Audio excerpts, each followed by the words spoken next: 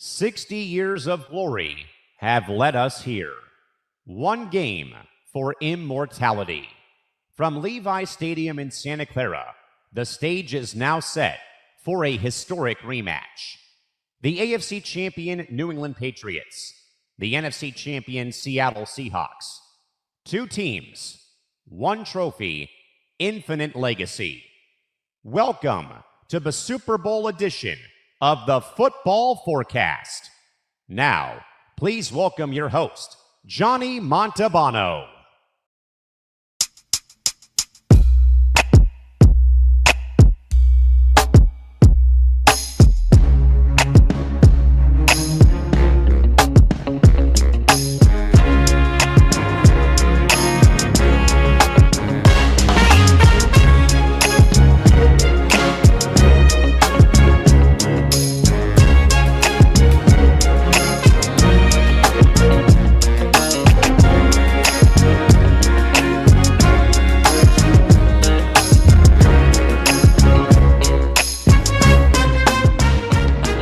Yes, and here we go for Super Bowl 60 here on the Football Forecast on the ETB Network. I'm happy to lead a weekend-long coverage of the big game, and I'm happy to be here with my guys that I've been here all season long. Nick Morganson, Ben Cruz, Zan Bando, Tom Albano, Christy Wilson, and Grant Winsauer.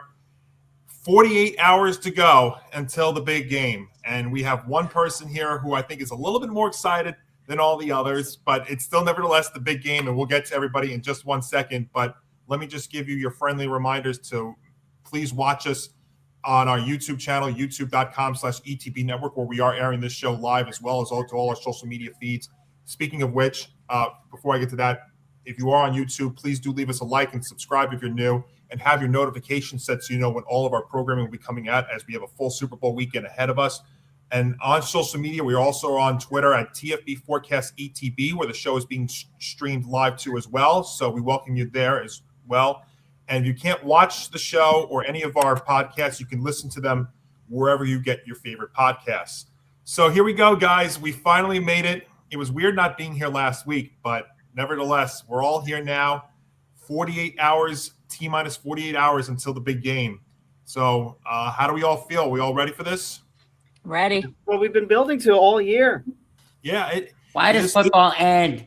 Why does football end? Football on the field ends, Grant, but you know that. That's what I mean. I'm sorry. Why does football on the field end? Wait a minute. Football on the field doesn't end. What about the UFL? Yeah, who cares? No one cares about any football league besides the NFL. There's also spring college football, by the way. I'm just saying. So UFL. Yeah. But nevertheless, that's fun.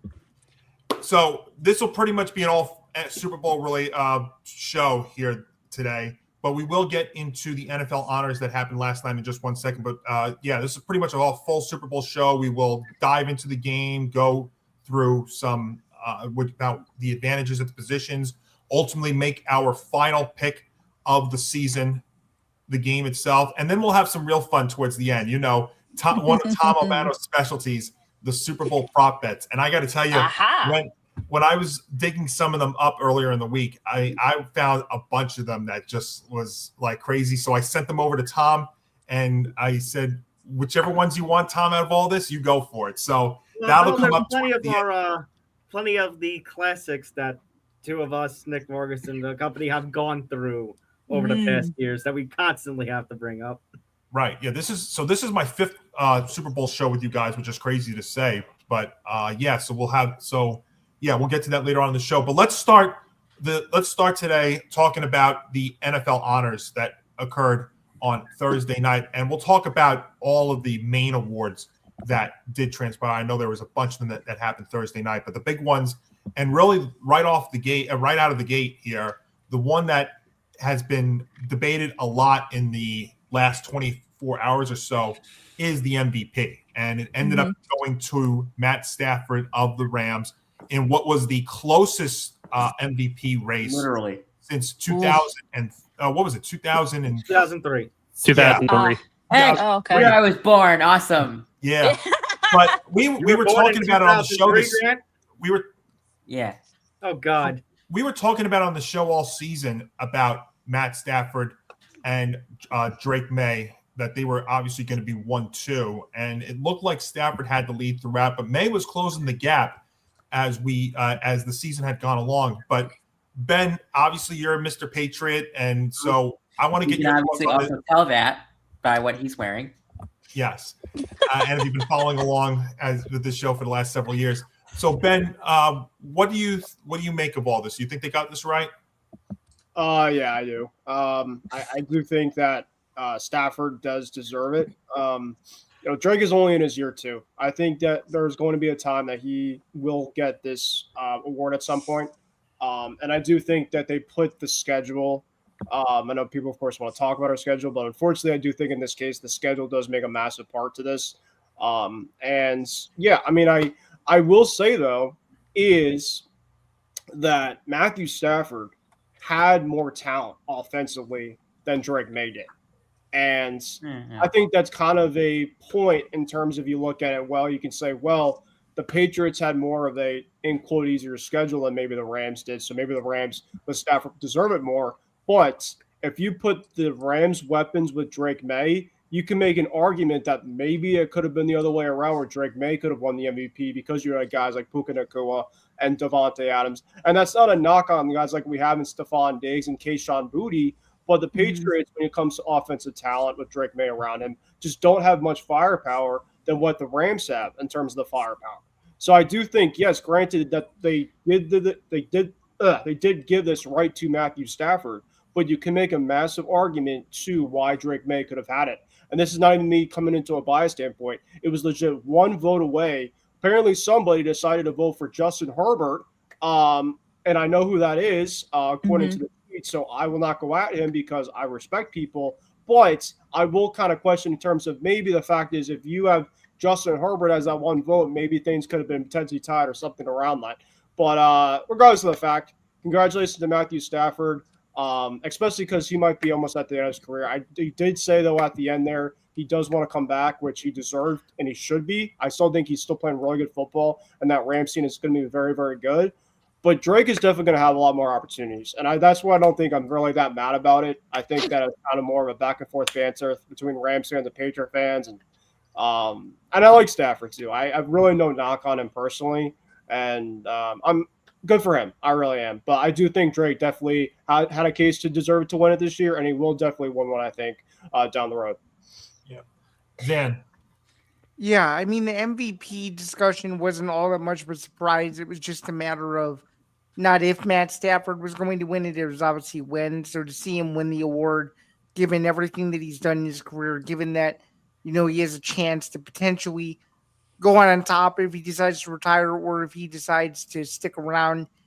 It's a great feather in his cap, and it definitely solidifies his legacy. A legacy for a long time until that Bengals Super Bowl where he was more known for passing yards than winning playoff games, and now he's totally flipped the narrative, and I'm excited to see what he does in the future because obviously I had the Rams to go to the Super Bowl, and of course it didn't happen. So if he does decide to return, I think it'll be another intriguing NFC West in the fall of this year. So it should be very exciting. But overall, no gripes about the MVP race. I think it will just motivate Drake Maye, whether he wins the Super Bowl on Sunday or not, to still remain in that race when some of these older quarterbacks begin to fizzle out. So those are my thoughts on that.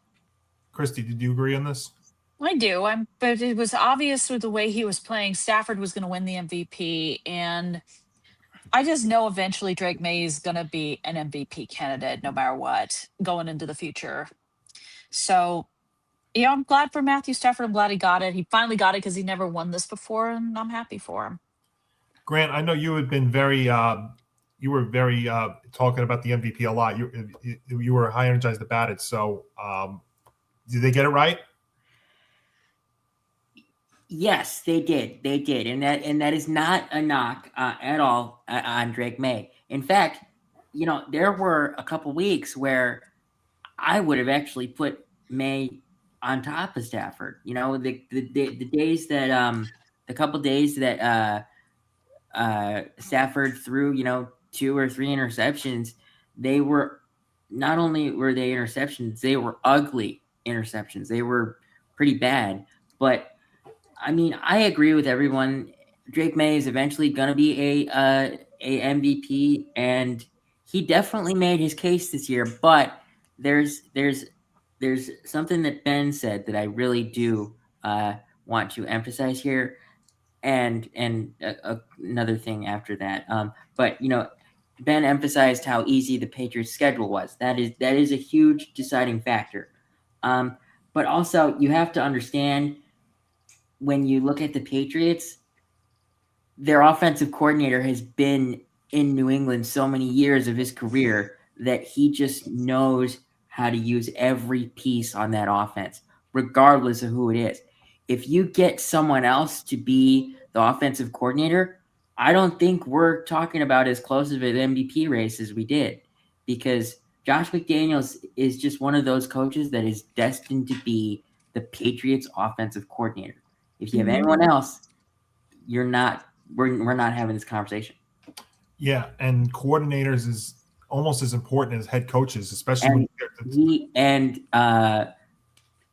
Josh McDaniel did win assistant of the year. Yeah, he did, yes. But you're right, though. Coordinators are just as important as head coaches, and we've seen all the changes that have happened in terms of coaches and coordinators this in just the last couple of weeks. So that's very, very important.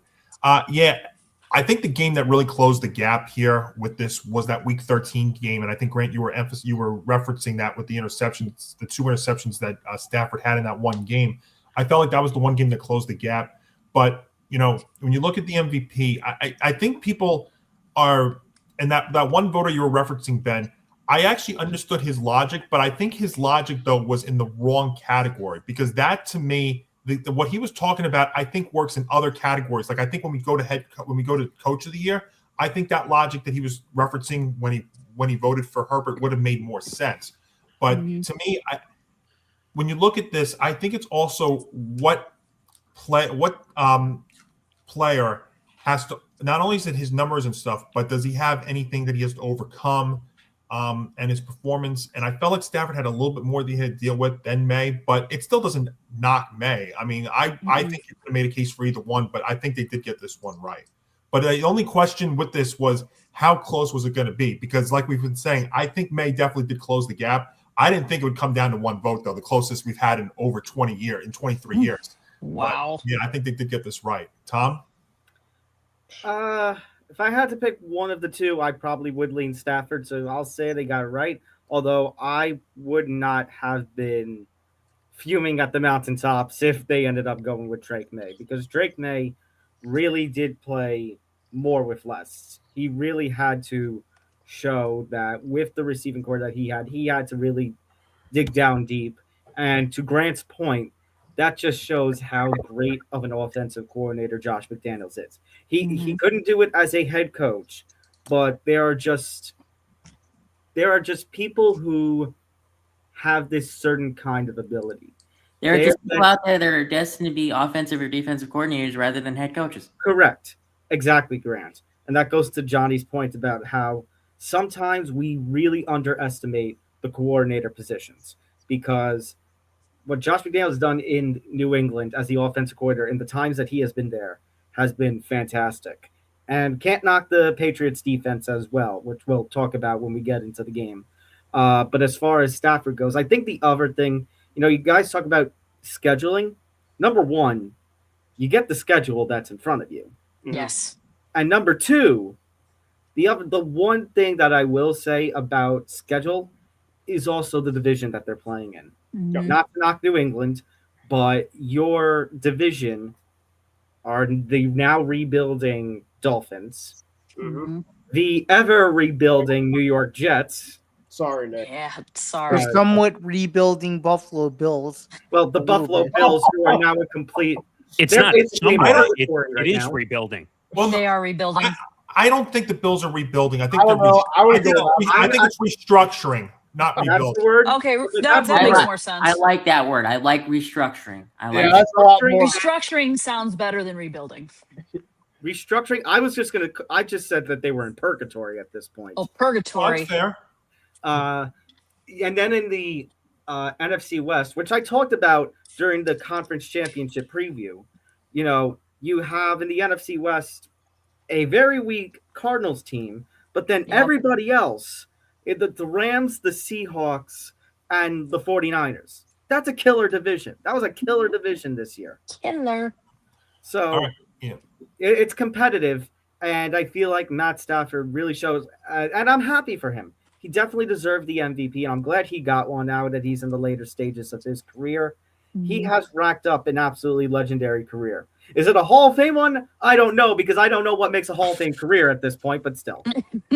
Well, I think Hall of Fame, it's just when you get in at this point. You're right. Yeah. All right, Nick, you can wrap us up here, and then we'll fly through the rest of these quick. So with the MVP, I feel like this was almost too close the way this voting was done. I think that Stafford should have run away with this thing. No offense to Drake Maye. Drake Maye had an incredible year. Not questioning the year that he had. But Stafford at 37 or 38 years old should not be putting up 46 touchdowns and 7 interceptions. That's an incredible ratio right there when you look at his statistics. That just also goes to show how good of a head coach and play caller Sean McVay is. And by the way, I know Ben was being nice, but I'm going to call the guy out because I think the guy's reasons was ridiculous. The guy's name is Sam Monson. He used to work for Pro Football Focus. And you know the funny thing too, Nick, before we keep continuing, they actually had that guy at Radio Row today. Yes. Of course, you guys know Radio Row. They had him on a Boston radio show this morning. So I thought it was just very ironic about that. But just my God, the logic and the explanation. First of all, Justin Herbert had no name shouldn't have even been on the top of the mountaintops where Drake Maye and Matthew Stafford was. Justin Herbert had a okay second half, but not to the aptitude of Matt Stafford or Drake Maye in the second half.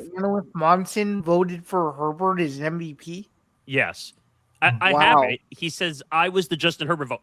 First of all, you know how we get on writers and journalists because by letter of the law, they don't have to say who they voted for publicly, which, by the way, I wish they would change that rule where if you're a Hall of Fame voter, you have to make your ballot public so people can see who you voted for. Doesn't Woody Page advocate for that? Yes. But okay.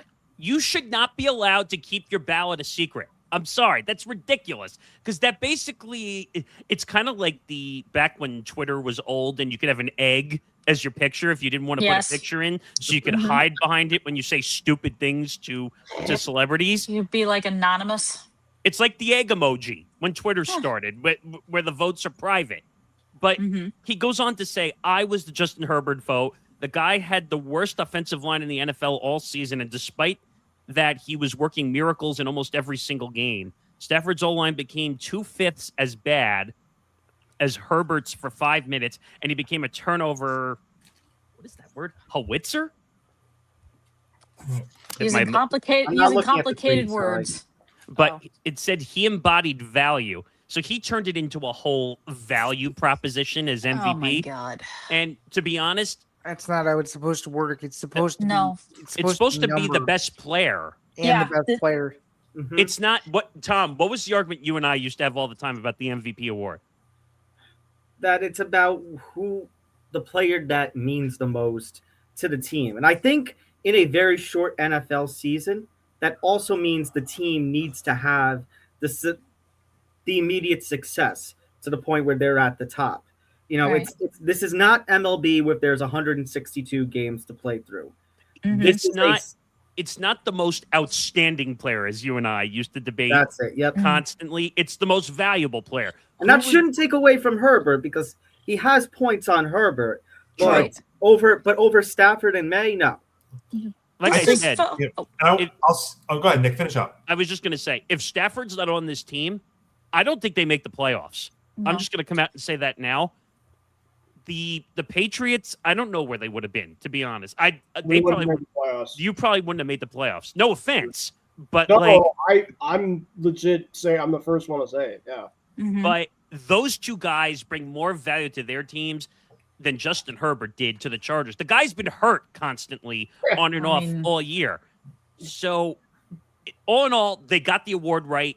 I don't like that it was one first place vote. That was the difference between Stafford and Maye, because Stafford's numbers completely outduel everybody in the NFL this year, and it's not. Nick, to sort of counter you, I think one of the reasons that you could say that was the case was because people got sucked into New England's story. That was probably why, because the turnaround to see them get to where they are now was I don't think anybody was anticipating it. So I think for some voters, which it shouldn't have, it probably had more to do with emotion than anything else. Well, I'm not saying that's right or wrong. I'm just saying you're right. What I think it more than likely was. You're right. And I'll finish off on this so we can get to the other awards. But I think we play too much on the stories and not enough on the play on the field with the MVP. The same thing that we're dealing with right now with the Hall of Fame vote, where we're dealing with off the field scenarios that are affecting Belichick and Kraft from being in the Hall of Fame, which is insane, outrageous, and we should call it the Hall of Gatekeeping rather than. And the same thing for the MVP award. You could call it the Hall of Gatekeeping. You were saying a lot of things, Nick. There, Stephen A. Smith. When it comes to football, I don't take a lot of his takes seriously. But the fact that I had to agree with him like the day or two ago, that basically saying if Tom Brady's on a first ballot Hall of Famer, he should get rid of the Hall of Fame in general. Like, I mean, what are we doing here?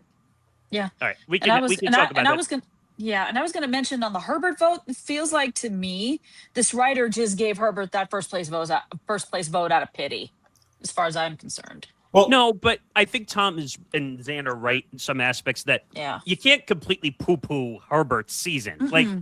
Like he had a decent season, but it's not like Herbert's here and these two guys are up here. Well, I'm going to make a nice transition here because what that guy was saying, I understood his logic, but I think he used it in the wrong category. I think the category that you could use that logic in is the coach of the year. Right.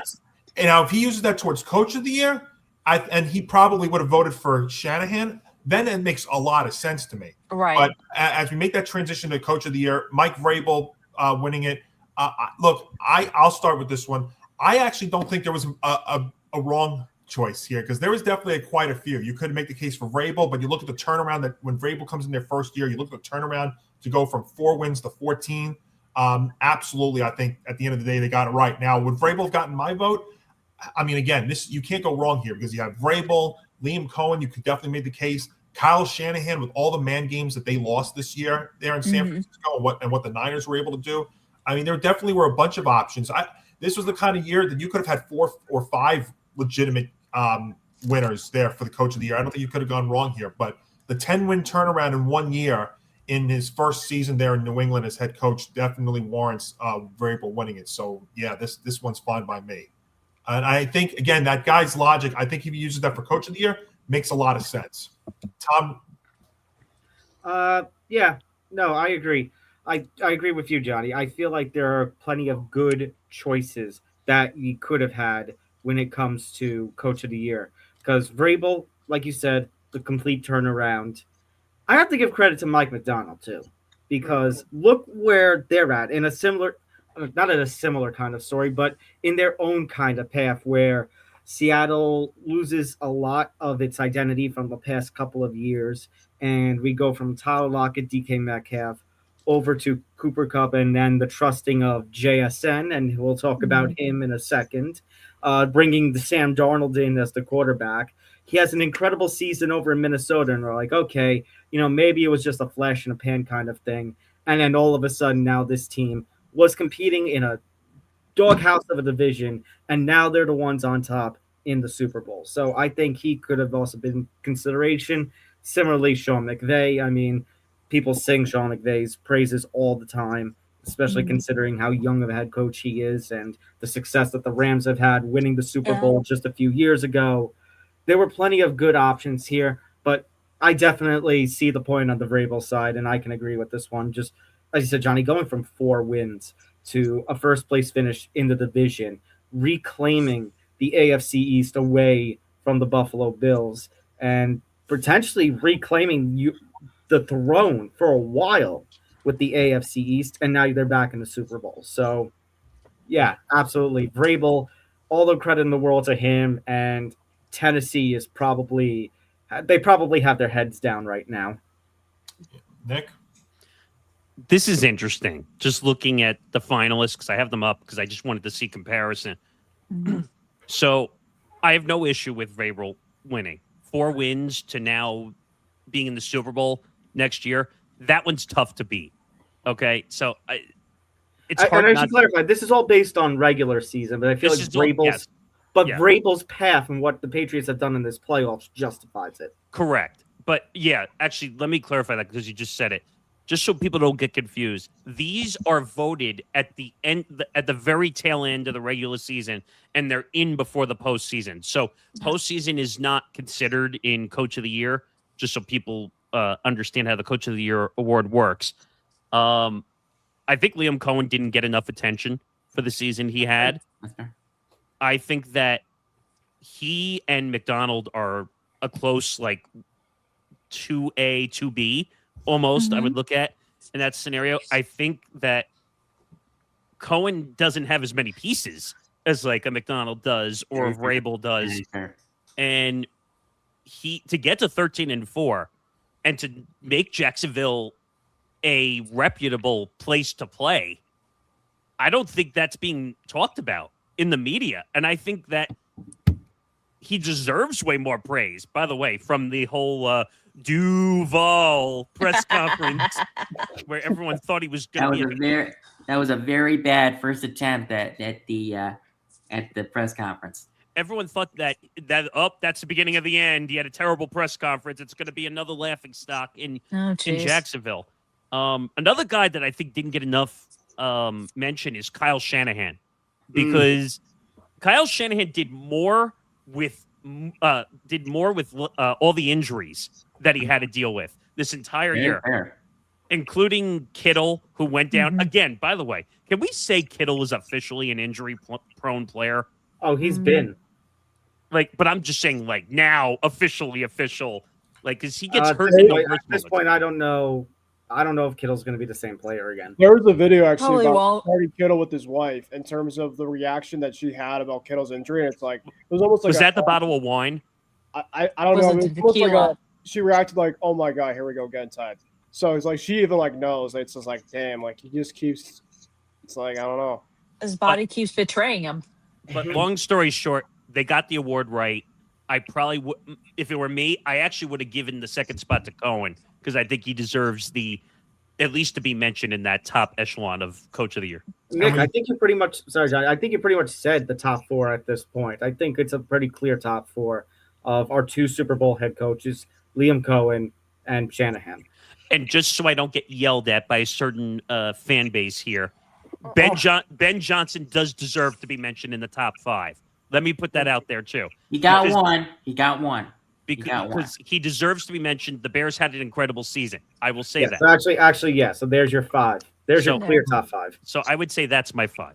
Yeah, and the thing to watch with and not to get off topic here, but the Jaguars and the 49ers is the Jaguars brought back both their OC and DC for next year. Very true. The Niners lost Robert Saleh on the defensive side. Yeah. So my thing about hold on, that. Grant, I'll get to you on that. Let me just get that. everybody else in real quick. Ben, go ahead, and I'll get to you, Grant.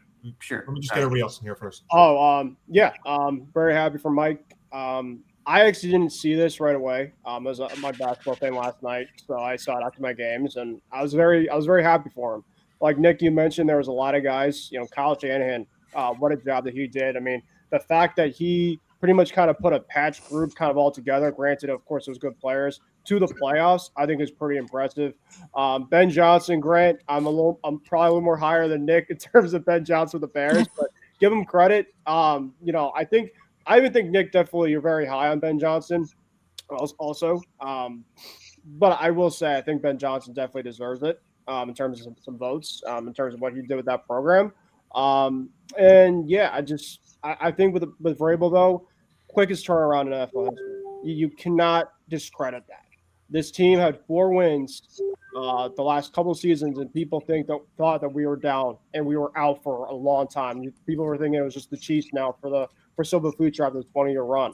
And now, even Pats fans, myself, bringing this team back to culture, bringing this team to relevancy, and all of a sudden we're looking back here, back in the Super Bowl.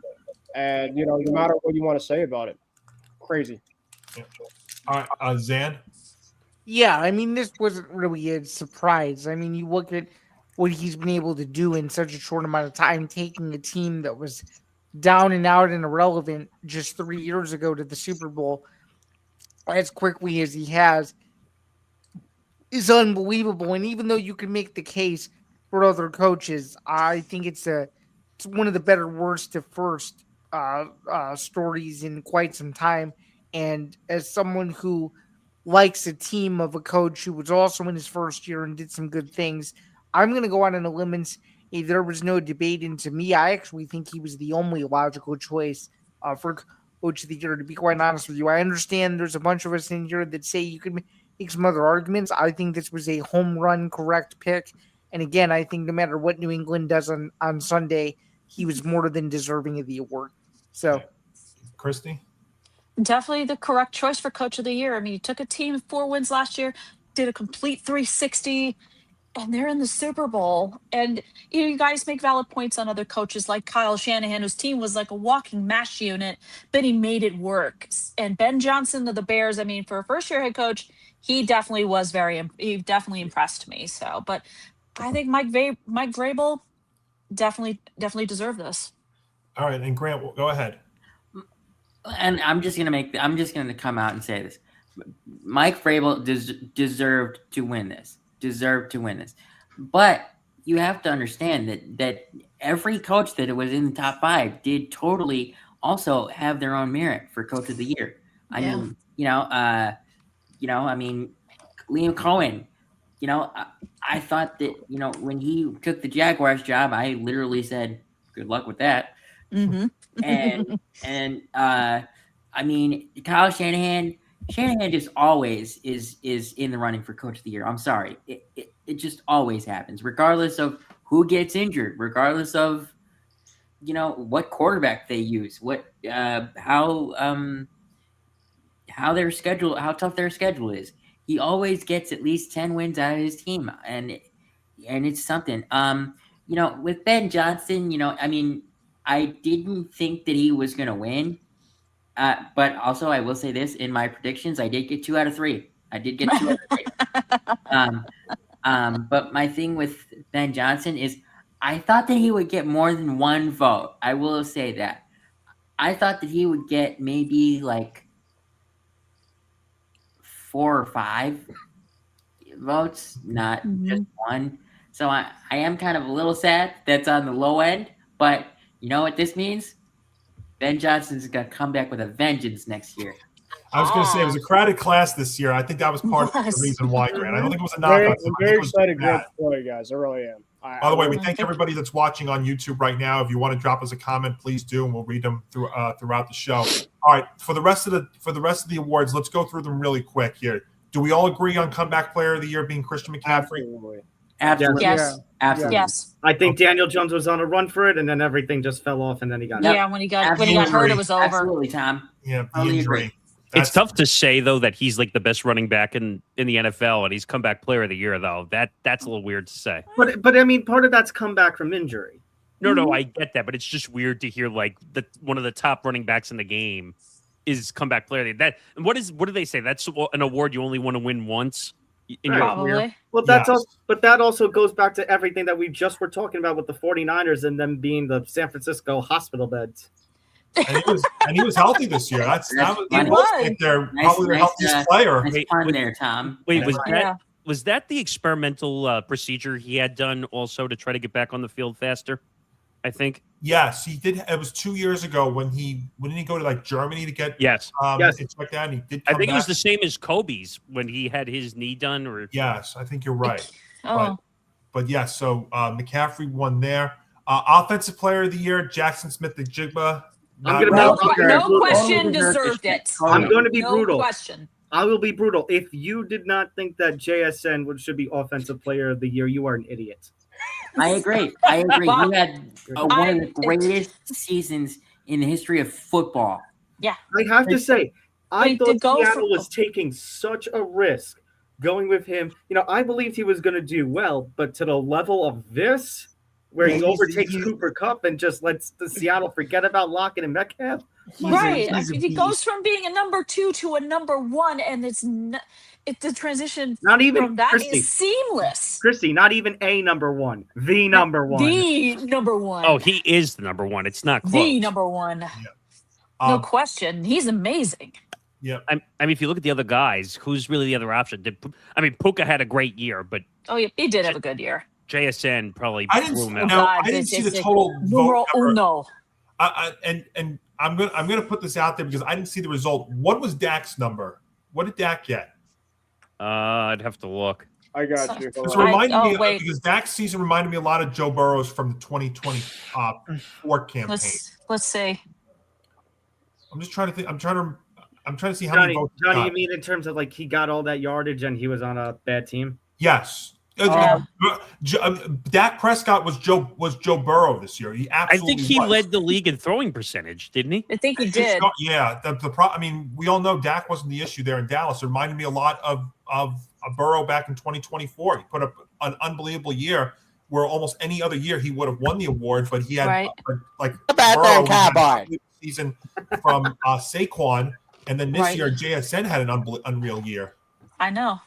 Wait, God, are you talking about Dak with Offensive Player of the Year? What's that? Are you talking about Dak Offensive Player of the Year? Yes, I was just curious how many votes he got. Oh, he got nothing. I'm looking at the. Yeah, it looked like he got nothing. That's a crime. Number 2. No, it's not. Number 2 was McCaffrey. He had 12, and then Puka had 8. Bijan had 6. Drake had 5. Well, I can almost guarantee all of those that should be your top 5. I will say this: there were a lot more candidates this year, unlike than Burrow and Saquon. I mean, Saquon obviously we know had an unreal year. By the way, oh God, did he? If Bijan's on a better team, I think he's higher up on that list too. Or if he just had a better play caller. Next year, he's That's got. what I was gonna say. I think year with Stefanski going there. Yeah. I like that. I mean, we'll see. All season's going to be a lot of fun. You're saying there's a chance here. Grant, I didn't know you were Kirk Cousins. I just was going to say that. Damn it! I was going to say, do you like that? Do you like that? I can't do it like he can. You like that? Myles Garrett for Defensive Player of the Year. No surprise here, right? No question. The thing that surprised me was not Myles Garrett. It was the fact that the person giving him his award was the guy he beat. Strahan, whose record he broke. The sack record. Yeah. The sack record. Wait, he breaks a single season sack record and he's Defensive Player of the Year? Shocker. Tell me something I don't know. This was a literal Defensive Player of the Year 8 weeks into the season. Like we knew at that point. Yeah. It was a walkover. I mean, he was going to get it. It was just when it was finally going to happen. Yeah. And Ted McMillan for Offensive Rookie of the Year. I think this is the right choice. A lot of talk about Dart, a lot of talk about Shuck. I agree. I think this is the right choice. What's that, Ben? Ibuka, if he was kind of healthy, he just was never healthy a lot of years. Agree. Yes. The problem with talking about Shuck and Dart was they didn't start the year, and McMillan obviously played the full season. They didn't start the year number 1 and number 2. Neither of those teams made the playoffs. So that's true. But you know what, though? I don't think, though, that should be – I mean, that helps, but it shouldn't – that's Myles not the criteria. Myles Garrett, his team didn't make the playoffs, and he was defense. But see, that's my point, though. These kind of awards here should not be influenced also on if they make the playoffs or not, because they're individual awards. But Johnny, to that point, I don't know if it's just me. Did this year's rookie class feel a little weaker in terms of its performance? It did. Yeah, it didn't feel that. I wasn't excited for a lot of these rookies. Well, yeah, and I think in a couple of years, I mean, next year's class. Oh yeah. I was going to say the class to look forward to is not this coming year's class, but the 2027 class is going to be unbelievable. It's Isn't Arch Manning going to be leading the way on that one? Yeah, it's Oh, yeah, Arch there's a Manning, bunch of them next year. Jeremiah Oh, Smith. yeah. Yeah, Yeah, it's gonna but- be it's gonna be Be it's an gonna be influx nuts. here. Wait a Oof. minute. So I would throw winning out of the equation when it comes to rookie of the year because Yeah. a lot of those guys are going to be on teams that are not great. I mean, if you look at the list for rookie of the year, you had McMillan. I mean, the Panthers made the playoffs. You had how do you say his last name? Tyler Show? Chuck, yeah. Chuck. I mean, Yeah. the Saints didn't make the playoffs. They were one of the worst teams in the NFL. But he also didn't play the full year. He wasn't even started until almost second half of the year. No, I agree, but I'm looking at the teams. But well, then you had Travion Henderson, who actually had a really good year, by the way. Travion wasn't bad, yeah. And then you had Cam Ward, who just that team was abysmal Ugh. completely. Oh, no. Oof. And then And Genty, who had a really good year on a really bad team. Like, Yeah. Yeah. I mean, You give Genty Clint Kubiak as his offensive play caller this year, or Watch his out. head coach this year, He could be he special. would be rookie of the oh year. my God, he'd be tearing it up. I don't know if that changes anything yet, but I think like the Raiders and the Browns organizations, it really doesn't matter who you make the head coach because they're going to be gone in 2 years anyway when they get fired. Hey, I don't think Kubiak will be. but I'll tell you what, though. You want to talk about the Browns? I mean, the Browns kind of swept it because look, they got defensive rookie of the year too, and Carson Swetzer. Well, Jesus. He's nice. The thing though, and the one thing I'm about the Browns, sorry, the Browns but this went to the wrong person. Why? Who do you think should get it? I think it should have been James Pierce. He had the most sacks as a rookie, and was on the Falcons, a terrible football team. That's fair. But the one thing the Browns did have this year was their rookie class actually did play very well. Defensively. Yeah. Quinshon Junkins as well too. And hey, maybe the Browns are doing something because they had the defensive player of the year, they had a defensive rookie of the year, and they had 2 Pro Bowl quarterbacks. Yeah, but now they won't have Jim Schwartz as their defensive coordinator. Yes, that did Yeah. come out. That's actually still, breaking on just turmoil before. stuff. Oh, Yep. damn. well, And then he resigned on his own accord, but yeah. Yes. Yeah. He said And then no. the Hall of Fame class for 2026: Drew Brees, Larry Fitzgerald, Luke Kuechly, and then Roger Craig. Great Obviously, we class. talked about on our Great shows class. about Really the whole good. draft and Yeah. I mean, great Belichick. Hall of Fame class, but obviously several names also left off the list. And at this point, Yeah. you know, we've talked. Pardon me. We talked on other shows about Belichick not making it, Eli not making it, Kraft not making it. There's bringing all these different kinds of questions as to what actually makes a Hall of Famer. And Nick, I think back to on the MLB side when we had John Shambi. At this point, I feel like it should just be, is this person a Hall of Famer or not? Like none of this limiting of to 5, none of this limitation stuff for first ballot, 10th ballot. It's like, I mean, I'm so weren't confused. there like 20 last year? Or how many? There's a limit. I think you can only put in like 7 or 8. I thought was the number, or is it a right around there. percentage? Oh no, it might be a percentage that you need Oh. to get. But to it the just, vote. but Okay. it baffles me. It just baffles me that Bill Belichick, who Isn't in yet. has led the Patriots dynasty, is not a first ballot coach Hall of Famer. It's a shame. Criminal. It's an annual induction of a maximum of up to 8 individual players. Yeah. I So feel could- like there were 8 last year. So it could 5 be from the modern era and 3 from the The classic era. senior vintage, candidates. whatever. so Yeah. it says it could be anywhere between 4 and 8. That's what they said it could be. Okay. And it's a 48-person committee with, and like you said, 5 modern era plus 3 additional candidates. I mean, the Belichick thing is ridiculous. Stop with the Deflategate. Stop with That all was the years ago. It's Stop. fine. Yeah. like It's guys. like, if you- stop. I mean, Tom, you and I had this conversation about the Hall of Good. We would talk about this all the time. Whether is it the Hall of Fame or the Hall of Good? Like, because last time I checked, there are people in the Hall of Fame who are not good people. Well, here's my question. Well, Are here's those? Yeah, wait, Sorry, let go ahead. Tom. Let Tom go. sorry. Yeah. Because here's my question. Because if you're bringing up the cheating stuff, or you're bringing up all the scandals and Gates or whatnot, is any of that being held against Tom Brady and his own Hall Well, of Fame? it's interesting you say that because that's the next thing that's being mentioned on the 100 hours of Super Bowl pregame So coverage. Tom Brady Right. gets to be first ballot inductee despite all this, but Bill Belichick doesn't. That's a double standard that It I really is. don't like. Well, I think wait a they're minute. gonna all get in at this point together. Wait, That's if you're what I gonna think if you're they'll do. gonna say character flaws, does that mean Aaron Rodgers is not gonna get in either? Oh, who knows? I mean, no, I'm serious because the Hall of Fame, and if I had my sound and it's accurate, they're basically doing this. They're gatekeeping because literally they I are. was trying to get to where he was going at that too. No, but they're gatekeeping. They're basically saying, "Oh, I don't like you. I don't like that you're dating someone who's 50 years younger than you, or Deflategate, or all this nonsense." Sorry. No, but Tom is, and I laugh about it too. But like, it's true. These voters are basically saying, "I don't like you, so I'm not putting you in." But they're going to put them in the second year so that they're not a first-year ballot Hall of Famer. You know who also is eligible next year that they probably won't put in? Gronk. Gronk. Oh God. Well, did you hear what Gronk said during Super Bowl row? What? That I forgot what he was. He said that someone else shouldn't get in if Belichick wasn't in first. He was saying, If there's one person who's eligible next year who won't get in just because of his off-field issues or his, or how do I say this? His Character issues. I don't know what to say, but his eventual issues. The person that will not get in next year or shouldn't get in, Antonio Brown.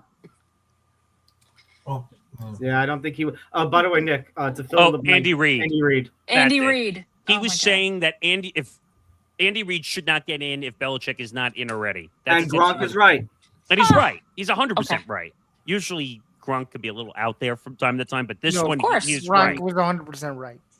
Yeah. But the problem is, how do you fix these issues? Because this is basically a bias issue that's going on right now in the voting of the Hall of Fame.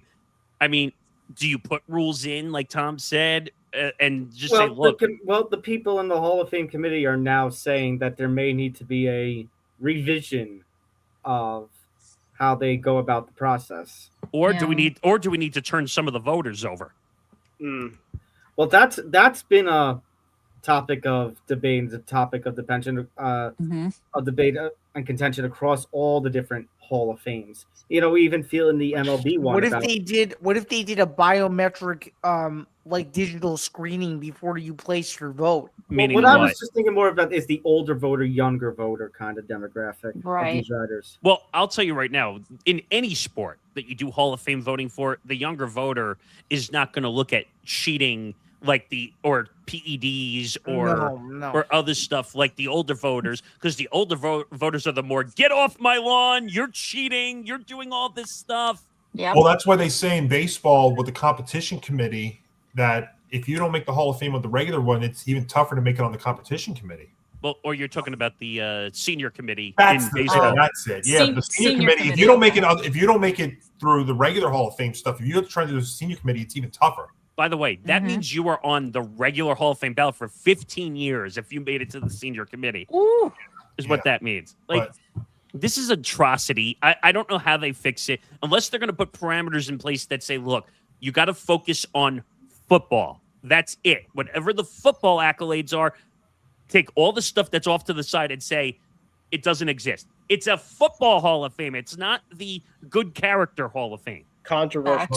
Right. Oh, and the sad part about it, sorry, John, but just to wrap, and the sad part about it is that's taking away some light from what is otherwise a fantastic Hall of Fame class. Yes, exactly. I mean, one of the best stories there was Luke Kuechly getting in. I mean, kind of a local product here, but yes. The Kraft one you could debate slightly because he didn't play and he wasn't on the field playing. If you want to debate that one slightly, you can. But you can't debate Belichick. Belichick was on the field coaching. Like, he's part of the game. Belichick was a great Kraft, don't get me wrong, has had an incredible run as an owner of the Patriots. But it's all going to be attached to this nonsense of cheating, which, by the way, cheating is wrong. For all the kids that are watching, Yes. cheating is wrong. We all know that. But we're not blind to the fact that cheating happens within sports as well, across different organizations. Yes. And on that note, well, this one's a little biased, but on that note, if we're going to talk about scandal and such, if Drew Brees, if Eli can't get in, then if you're going to penalize on scandal, then Drew Brees wouldn't get in either. Ugh. Oh, well, you're Because of talking about Bountygate. Bountygate. But Yeah. Yeah, but Tom, that doesn't necessarily apply to him because Bountygate was more about defense Yeah. than offense. He's They had to mentioned do in with terms Sean of it Payton too. associated with the It's a guilt. organization. Dan, Grant, I'm not saying I agree that Drew Brees should not get in. I think he absolutely should. I'm talking about standard. Well, thank you. Yeah. The standard that those want to apply. You can't say standard applies to this one and doesn't It apply to the doesn't other apply one. to the other ones. Correct. Yep. And That's right. and that's basically you would have to use then guilt by association. Correct, Unfortunately. because you don't know if they were having those conversations behind the scenes with No, Drew Brees. no. You don't know. No, you don't. All right, well, we'll see. But let's transition because we do have a big game to talk about here. Yes, we do. I know you've been waiting all along. So we have. Wait, so no, we are Daddy. just 2 days away, just a little less than 2 days away from Super Bowl 60. So Ben, first, what do you first? Well, I don't know if I can say first thoughts, but I guess first thoughts on the show. What are your opening thoughts on this game? First of all, I just want to say I'm glad to be number 2, a part of the football forecast with a team of ours in it. So I do appreciate everybody that's been alongside the journey for the people that are watching. Which, by the way, Ben, I have to also add that this is also less than 2 years than when we were all together watching your NBA team win the championship. Hey man, what can I say? You know, I would say other comments, but I'd rather not get specific. Oh my god! Wow. But I'll say this. Yeah, I think that Johnny, we were talking about off the air about in terms of the hype about the Super Bowl.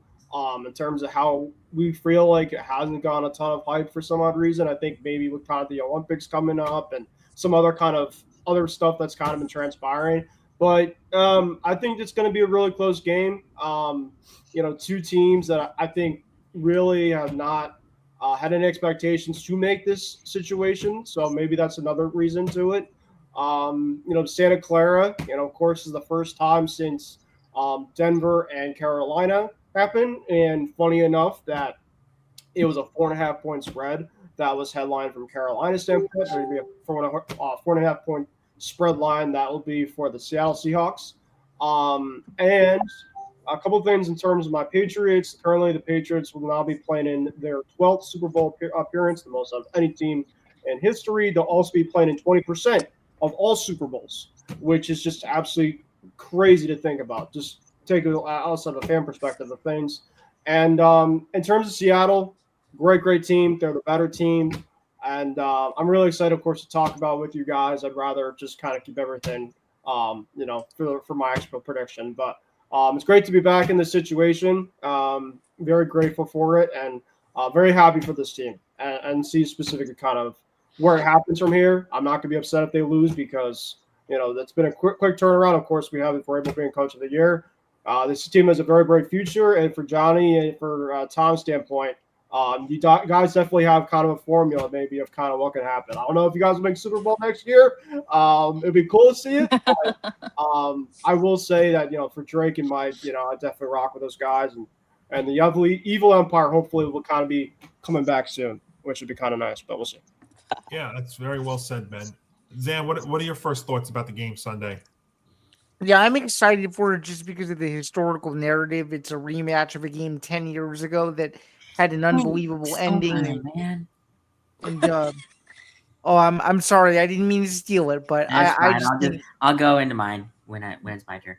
no, I know. I just think that that's cool. It's nice to get fresh Super Bowl rematches every once in a while, but I just think it's cool that it's two teams where none of the experts predicted, this to really be the matchup. And I think it's cool that one of these two quarterbacks is going to win their first Super Bowl. And these are two coaches that are on the rise that, by most metrics, people may say, in the next 5-10 years, both of these guys may still be with the two teams that they're coaching now. And I just think it's more like a perfect storm thing of this new NFL generation. And I think it should be an exciting game. It's a really unique story on both sides, and it has a chance to be a really good game defensively. And I think one of these two quarterbacks is going to become a household name on an even broader scale than maybe they already are. So I'm excited to get into the pick here in a little bit, but looking forward to the Super Bowl. Obviously, it's not the matchup that I predicted a couple weeks ago, but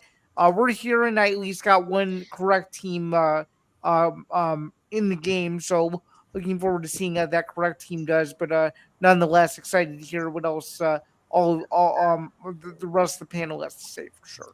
First thoughts, Christy. What do you have? Well, this wasn't what I was expecting, but you know what? I'm kind of excited for it, and I mean, I just hope this is just overall a great game, and regardless of who wins, this is probably going to be really awesome. So, Grant. Yeah, I mean, Zahn, he alluded to it. I love that this is a Super Bowl rematch from 10 years ago. I mean, and but I will say this: I think the result is going to be on the flip side, and that kind of goes to my pick in a little bit. But look, I love that Sam Darnold is actually the quarterback, because if he wins on Sunday, he can finally squash like the narrative of like, oh, I was the Jets quarterback. I was the quarterback that saw ghosts. I was the quarterback that played on all the bad teams and finally got his one shot in Minnesota, and then finally got his payday in Seattle. And honestly, when he left Minnesota, I thought that was a mistake, but he proved me wrong this year. And this is nothing against Drake Maye or any of the Patriots players or fans out there, including you, Ben. I'm sorry, but I do not want Drake Maye winning this, because if he wins this on Sunday, all the NFL insiders will have a narrative where they'll say the Bears should have taken Drake Maye instead of Caleb Williams. No, I don't think they. I don't think they. What? No, I think they would. I think they would. But that also has to do with fit and stuff, because I don't know if Drake. I think that has something to do with that. And as far as the thing with Sam Darnold, then I think that narrative has already been destroyed. I mean, Darnold. There's only been 2 quarterbacks in NFL history who have won 14 games in consecutive seasons, and he's one of them. So yeah. Now the narrative is that the Vikings were the ones who made the mistake, and the other one is it's the Vikings. Yeah. The Vikings are the ones that made the mistake. Yeah, the Vikings are the idiots in this situation. I know. And the other one to win back-to-back 14 is the GOAT. So that's pretty extensive company to be in. Right. Exclusive. But, and look, that's very easy to say that the Bears should have taken Drake Maye, because 2 years ago they would have never said that. So 2 years ago, Caleb Williams was the clear number one. It wasn't even close. That's hindsight is 2020. Yeah, Caleb Williams just fit, And Caleb had a great year this year. So I mean, it has. So I think you've got. Could I see people saying that? Yeah, but those are idiotic takes where we say the hindsight is 2020. I think that would be local Chicago feeds that would do that, and they'd be crazy to say that, because they've got their guy who had an unbelievable year this year, and they've got their head coach, and they've got that team. I also think you got the better quarterback in there. Yeah, I think we'll see. There are some. To Nick's point, just to. I came up slightly. There have been some games this postseason, more specifically the AFC Championship game, where Maye's numbers just simply were not up to par in the way that they should have been. So, that's exactly. Can I counterpoint really quick though? Mm-hmm. Played in a freaking blizzard for the whole second half. Yeah, that's true. No one's debating that. We're talking about overall value, essentially, off the draft. Right, exactly. But I think it's a win-win regardless in that regard. But yeah, and Zan, you made an interesting point. That's actually what I was going to get at the start here. Both teams' defenses, I think, are going to play a big role in this game Sunday. Excuse me. Because if you look at the Patriots have basically been playing this postseason on their defense. They destroyed the Chargers' offensive line in the wild card round. In the divisional round, it was their defense that destroyed C.J. Stroud and helped contribute to that 28 points. And their defense got to Jared Stidham as well. And Drake Maye has not been great. He's not been terrible. He hasn't had. He's done what he's needed to do in the clutch spots. It was really more of his legs than anything else in the conference championship game that got them to this point. So I'm interested to see their defense. We all know about the 49ers, the Seahawks defense, which has been absolutely outstanding. It is lethal. So I'm very interested to see that, and then we'll see how the quarterbacks do play. I mean, it's an awesome story for either one. I mean, how many times have we spoken on the forecast about second-year quarterbacks, whatever the year, second-year quarterbacks having that second-year slump, that sophomore slump? And if anything, Drake Maye is one of the rare ones that have actually taken off in year two. We haven't it's really rare. seen that because I mean, Jaden Daniels took a major step back. He wasn't healthy. We see a lot of these quarterbacks that have taken steps back in their second year. Yes, Stroud's another one. I mean, Stroud's to the point. I know he's not a second-year quarterback, but I mean, they're talking about in Houston if he's even the guy now there in Houston. He can be the guy. And Bryce Young's got his fifth-year option picked up. We would have never said that 2-3 years ago on the show. Tua might be gone. I mean, you want to get real technical. Look at what's happening with Lamar in Baltimore right now. I mean, like there's panic there. I mean, you have, like you said, Stroud with panic now and injuries and nonstop. He might not, if he has one more bad year, he might be out of there. I mean, Stroud was the only thing that stopped their defense this in the playoffs in the whole year.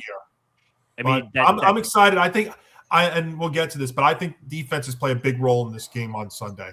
Tom?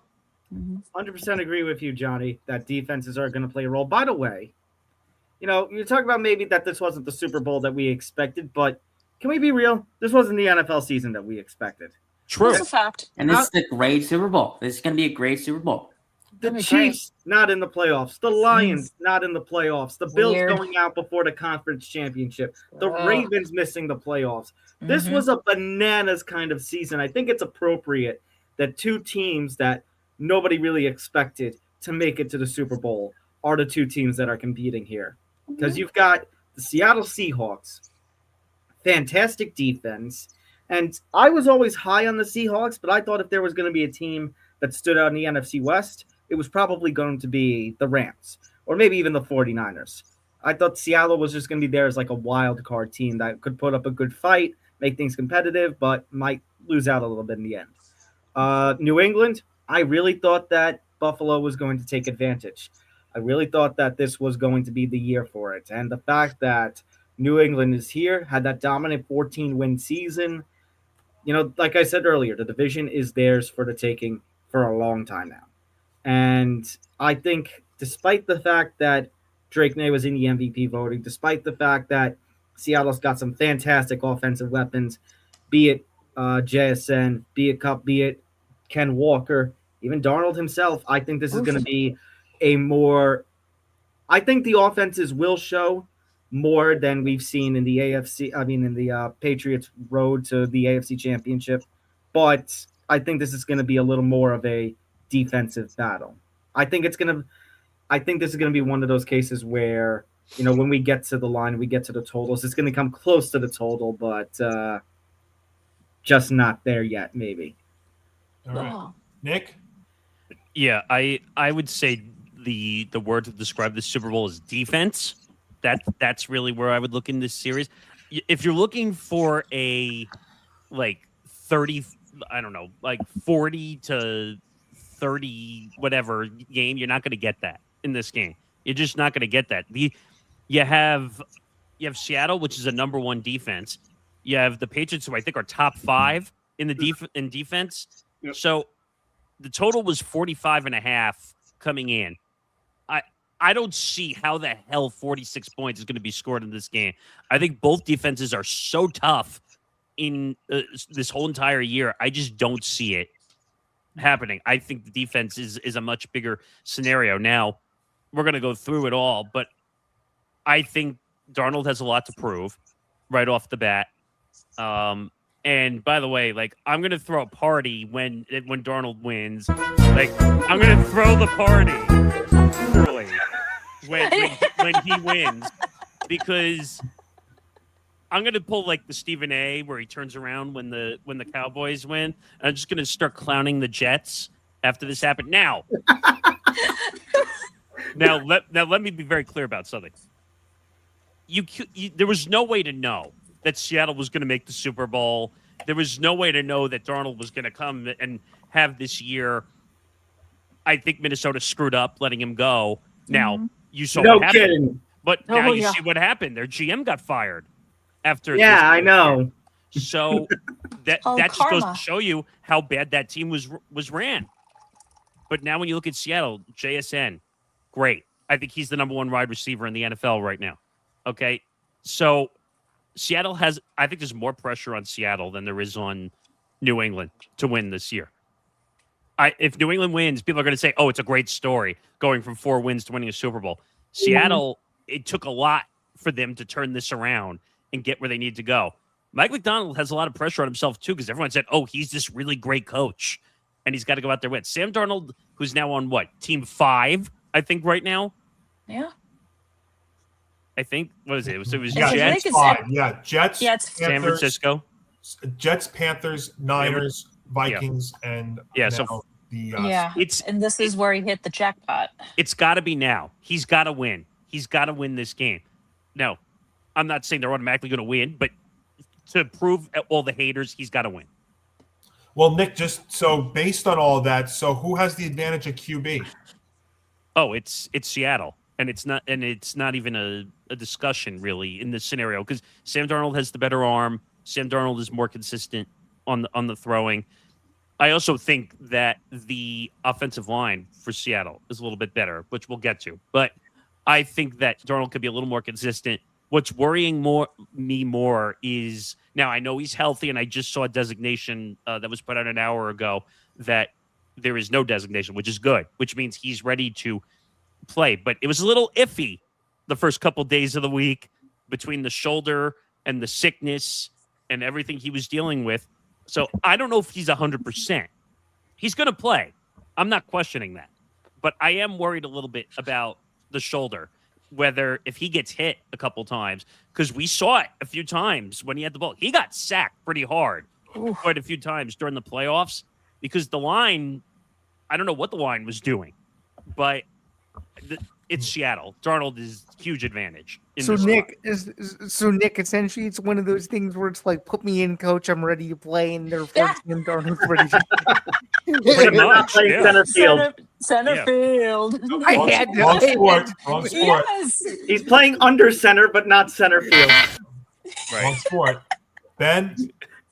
Yeah, I mean, I respectfully disagree with Nick. Well, to one degree.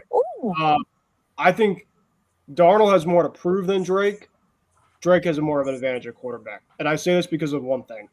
Drake has the ability to move with his legs out of the pocket. If Sam Darnold becomes one-dimensional when it comes to him being a overall passing type of quarterback, and the Patriots defense can limit him to that, he does not have a second situation option. Drake Maye, on the other hand, Seattle has the defense to go after him. And if Drake Maye specifically is in the pocket, he could be able to scramble out of that. So I'm going to base off of the scrambling and to be able to improv offensively than I am specifically of having the actual face name. And I think that Nick has a good point. I think that Sam Darnold has a lot to prove. He's been a great story. I have no shame about it. I'm taking this from a unbiased, my overall pick spieling aside of things. And I think Drake has the advantage because of the improvisation ability and the running ability that Sam Darnold really cannot have.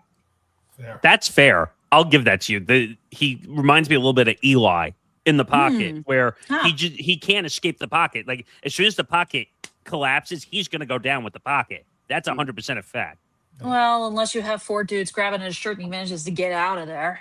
Please, Christy. Yeah, I've seen a lot of 42, what are we doing? 42 and 46 highlights this week. Yes, so thank you for that. Zan? Yeah, I mean, Who's the the advantage? advantage to quarterback to me is Sam Darnold. I mean, you look at the weapons that he has around him. That's obviously a huge help. But also, we were just kind of alluding to it earlier. Jackson Smith and Jigba, him being able to come into his own, and this is no disrespect to New England, but I feel like the missing piece that New England has is the piece that Seattle has gained, and that is that big play, go down the field, vertical passing. Absolutely. And that's exactly what Seattle has. As long as Sam Darnold is efficient, regardless of what happens defensively, Seattle's going to stay in the game, no matter what. So I would say the quarterback advantage for sure, by at least a little bit of a landslide. And I understand And I understand Ben's point of what improv, but to me, in terms of just the more of a clutch gene, especially in this postseason, I think Sam Darnold has come up large, and I think he'll be able to do the same thing on the biggest stage on Sunday. Okay, Christy, who do you agree with? I've made everyone's making great points here, but I think the advantage QB is Sam Darnold. He's got terrific wide receivers, the best of them all being Jackson Smith and Jigba. And I mean, nothing against Drake May. Drake May is terrific. Don't get me wrong. He's really good. And he has some good wide receivers too, including Stephon Diggs. I just feel, me personally, that Darnold has a lot to prove. So much to prove because it's just been harder for him than it has been for others. So I'm going Darnold has the advantage here at QB. What about you, Grant? Yeah, I think that the QB advantage goes to Darnold. And it is not my hatred for the Patriots coming out here. Despite Ben probably not believing me. You're good. What's your beef with New England? I don't know. I don't know this. He's just a Patriots hater. It's okay. They've been to too many Super Bowls. They've been to too many Super Bowls. Oh, They've been okay. Well, wait a minute. Hold on. So what? You're going to penalize a team for being good? I am just bored of seeing Patriots in the Super Bowl. Are you bored or you Thanks. jealous, Grant? It's okay. Let it out. It's just got to be better. Is it both? No, the team's just Will you just guys have to just be better. That's will all. you guys let me finish? Will you guys let me finish? Let's stay on this though, Grant. Okay, so I mean, Darnold does have Jackson Smith and Diego, who is leaps and bounds the number one receiver of the NFL. Not But even a remote question. Going Not even a remote question. to Zahn's point, I mean, they have Stephon Diggs and all that stuff, but Stephon Diggs, even though he is great, isn't that number one anymore. And honestly, then the number 2 and number 3s that they have in New England are more close to wide receiver 3s than wide receiver 2s, in my personal opinion. So I think the advantage is clear as day going to Sam Darnold. I think actually this is very, very close. And Ben makes a lot of great points, by the way, about Maye, because he's been able to escape. Like I said, in the AFC Championship game, what was really the key plays were what he did with his legs, really more than his arm. Yeah. So I think, we probably lose. he might have that ability. My only concern with that, though, is I just don't – if that Patriot offensive line is going to crumble again and the Seahawks defense can get to Maye, that would be my one concern. And that's been one of the reasons why Maye's had to do that.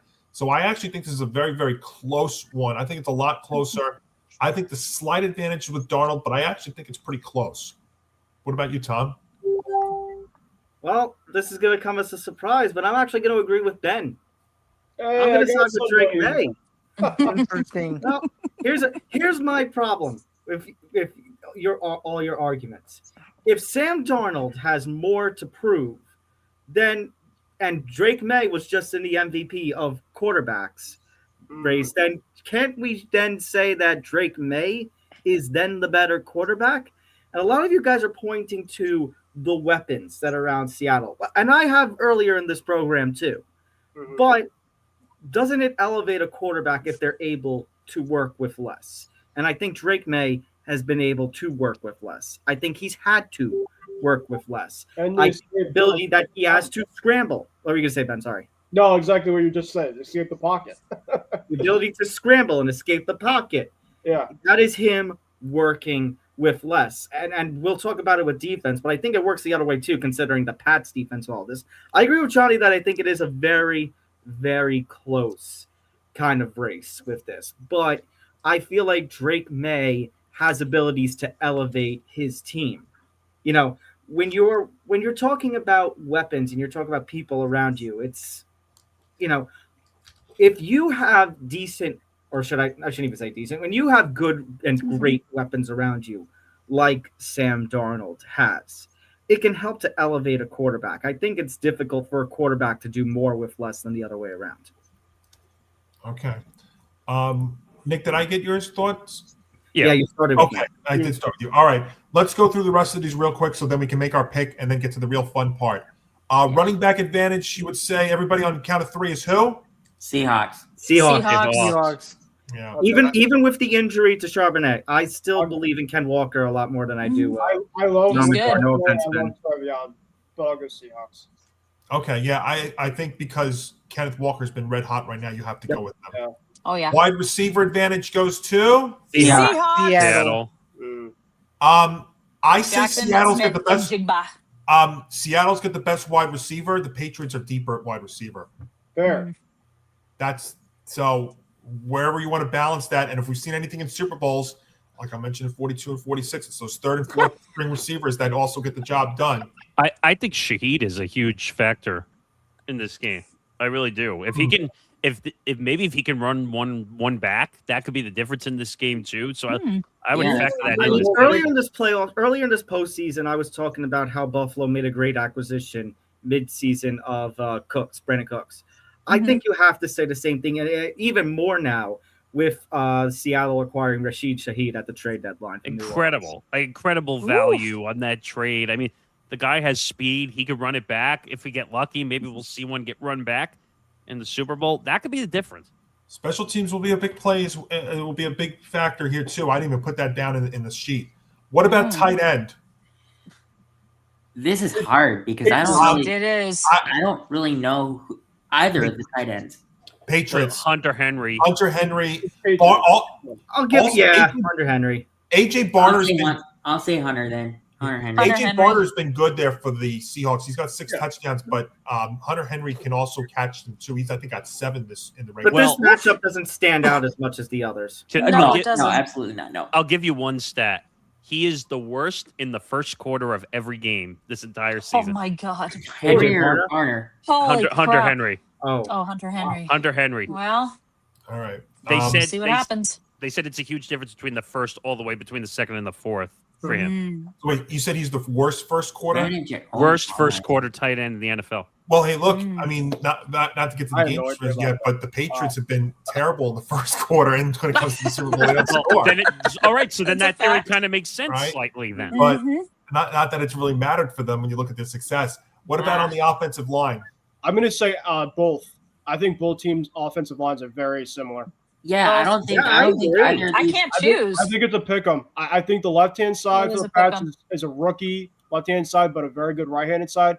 And Seattle, I mean, Benford he's one of the worst passing coverage guys in terms of offensive linemen. I think the Patriots have some abilities defensively to get to him. So I'm going to go both. Okay. Yeah, I would say Seattle. I think Darnold gets way better protection than Maye does. See, that's why Seattle. That's why I said both. I'm not going to say it's overkill, Seattle, but I would this say much. Which I respect. But Maye goes down way more against his offensive line than Darnold does. Darnold has I've watched him. He's got all day sometimes to move out of the pocket. Maye sometimes the pocket is collapsed on him in 2 to 3 seconds. The only thing I'll challenge that is, Johnny, if you go to the next one, I think Pats have the better defense by this much as well. I do. I do too. Oh, I don't. Well, no. Tom. Yeah. Now I know that this Super Bowl is not in Seattle or anything like that, but there will be a lot of Seattle fans out there. And what is the secret weapon of the Seattle defense? Well, it's the fans. It's the fans, the 12th man. The 12th man. Yes. I can counterpoint that. Where is the Super Bowl taking place in?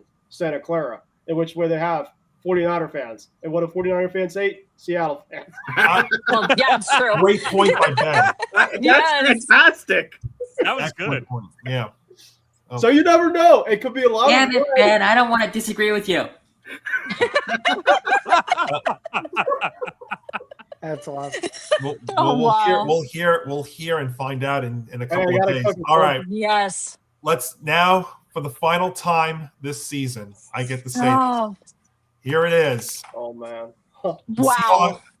So Super Bowl 60, the Seahawks against the New England Patriots. We're gonna go out of order here because we should Wait a minute, where's the announcer references? That's what I'm getting to, because I'm saying, Tom, for the final, because we're gonna go a little out of order for this game. And I have to say this for the final time this season. Zan, it is in fact a Mike Tirico, Chris Collinsworth, Melissa Stark, Kaylee Hartung special on NBC. It's so sad. It's the last time I get to say that for 7 months. Wait a minute. And a partridge in a pear tree. Where's everybody else? I'm not even going to get to everybody else that's part of there this you game. go. But on the broadcast, on the game itself, it's a Tirico, Collinsworth, Stark, and Hartung special on NBC as the Seattle Seahawks and New England Patriots duke it out in Santa Clara, California. And Zan, the Seahawks are a 4.5-point favorite with a 45.5-point total. So for this, we need a pick against the spread and a final score. So go ahead. Okay, so I guess what I'm about to tell you is my final score is going to imply where I'm going. So I'll just get it out of the way. Seattle wins Super Bowl 60, 27-20. So therefore, I like the over in the game as well. I just think based on all the points we've made, I think this is Seattle's Super Bowl to lose. I think they've been a team of destiny since about mid to late October, maybe early November. It's been playing levels above pretty much everybody else, and I think New England is going to do a good job of matching them. But the key is going to be in the fourth quarter. Whoever has the ball last, I think is going to win. And if you listen to my latest edition of Band was breakdowns, I also said that the team that makes the final mistake, it's going to kill them in the long run. It's either going to be a late fumble or an interception from New England that changes the entire complexion of the game. So give me Seattle to win their first Super Bowl in a really long time and who's so in an absolute thriller. So Seattle wins Super Bowl 60. All right. Christy? I had to really think hard about this, but I think I got it. I'm going to go Seahawks. They win 27-20. So I'm going to add an MVP. The same as ends. Pretty much, but I'm going to add an MVP into this. The MVP is Jackson Smith-Njigba. I like that one. Yeah, Mm-hmm. He's getting plus. I think he's getting plus 500 MVP odds. I believe. There you go. Last time a wide receiver won MVP in the Super Bowl. Was it Santonio Holmes when the Steelers faced the Cardinals? Yes, it that was. sounds right. There you go. Yeah. Wait, no, Cooper really... Kupp and Julian Edelman won it. I forgot about that. Julian Edelman, a Patriot. Okay. I forgot about that. The one was that? Yeah, it's really become a quarterback. He's very quarterback heavy. Problem. So that's not a bad play because I was leaning towards that too. I just feel like it's been too long since a wide receiver's been Super Bowl MVP. That's fair. Grant. All right, so I'm taking the Seahawks as well. But in terms of my score prediction, I'm going to come out and say this. This will not. I don't think the game will end on a field goal, but I think the final score is going to be 28-25. And I'm just going to throw this out there. This won't happen, but if there could be co-MVPs for the Super Bowl, my two people it would go to would be Sam Darnold and Jackson Smith-Njigba. Now, for my actual MVP, I'm going with Sam Darnold because it goes to the quarterback. Whoever wins, it goes to the quarterback. Okay, so you're actually taking the Patriots plus 4.5 then. I'm taking. So I think that the game is going to be closer than people think. Yes. Yeah. So you're taking the plus 4.5. The Pats plus 4.5. You think the Seahawks do win it, but you have the yes. I think he's pulling the thumbs middle. Yeah, I got you. Yeah. So you actually it's a little bit of a higher scoring game. I think defenses play a big role in this one. So I mean, even if the way that I see the Patriots, the way I give the Patriots a chance in this one, and I do because I mean they've made it this far, is if their defense does get a turnover of Sam Darnold and get a short field. We saw that. Mm-hmm. I think short fields play a big role if they can get that opportunity. But this pick reminds me a lot of the Bill Bronco divisional round game, in that I find there's more reasons for me to back the Seahawks than to back the Patriots. And I know the number's a little bloated, and I know this is over 4.5. It could be a field goal game, but I'm finding more reasons to back the Seahawks here. And so because of defense, I think they're the more complete team. And you have Kenneth Walker, who's red hot right now, and obviously the best receiver is with the Seahawks. I think that's what the difference is. So I like the Seahawks to win and cover here, and I think it's a lower scoring game. I have it somewhere along the lines of 23-13 Seahawks. So I will take the money and take the Seahawks to win and cover. So the problem, I want to take JSN too, especially he's getting plus 500 on DraftKings. My problem with that though is that would imply that he would have a couple. He would have two touchdowns. And they would be very long ones, so that Darnold wouldn't have to do much. And I think that's possible. But I'm actually going to go with a little bit of a different candidate. I'm going to go with a red hot guy. I'm going to go with Kenneth Walker. Oh, and I wanted to get to something Grant. Oh, yeah. I wanted to get to something Grant mentioned. He mentioned. Oh. Yeah, so that's what I'm going to go with. All right, Tom. I'm sorry, Christy. What did you want to say real quick? Oh, I wanted to say, since Grant mentioned co-MVPs, I looked it up, and the last time there were co-MVPs was Super Bowl 12 in 1978. Harvey Martin and Randy White shared the MVP honors in that year in the Super Bowl. I think the last time there were way before. I think the last time there were co-MVPs in the championship of any sport was when Randy Johnson and Kurt Schilling did it. I was going to say the 01 Diamondbacks. That's right. Yep. That's the last one. In terms of the Super Bowl, it was Super Bowl 12. So the last one I remember was Kobe and Shaq. Yeah, that's Kobe, Shaq. Yeah. All right, Tom. Johnny, I agree with you that this is going to be more of a defensive game. I feel like both defenses are going to come out to really play. Both teams have had some fantastic defensive work over the season, and especially during the playoffs, and especially on the New England front, which could give some trouble. But of course, as we mentioned earlier, the weapons battle with running back, wide receiver, et cetera, you got to give it to Seattle. I think this is going to be a closer game than most expect. So, I mean, even with the 4.5, I still will question it a little bit. So I am actually going to be on the side of Grant, and I'm going to go the thumbs middle route as well. So my main play is going to be on the under. I'm going to also take the Pats plus 4.5, but my final score is Seattle still comes out on top, 24-21.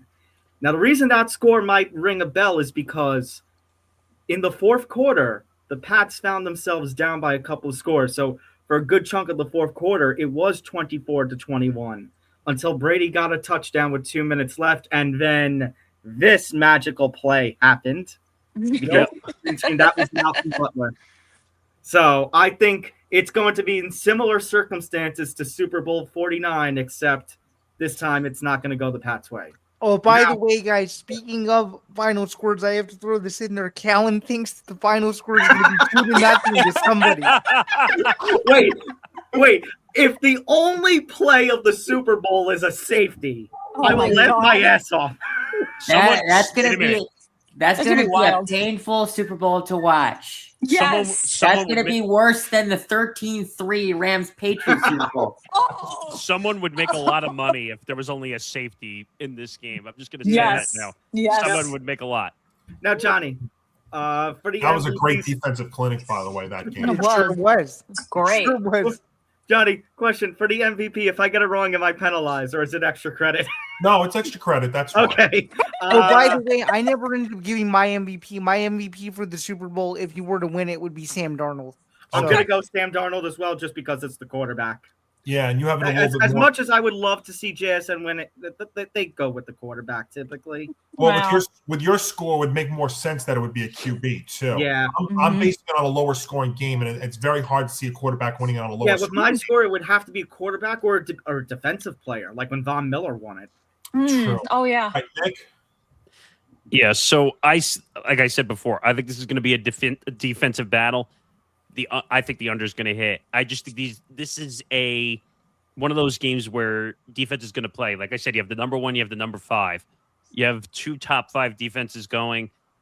I think it's going to be a slugfest. I don't think you're going to see a lot of scoring in the first half. I think a lot of it's going to come in the second half when the game actually matters.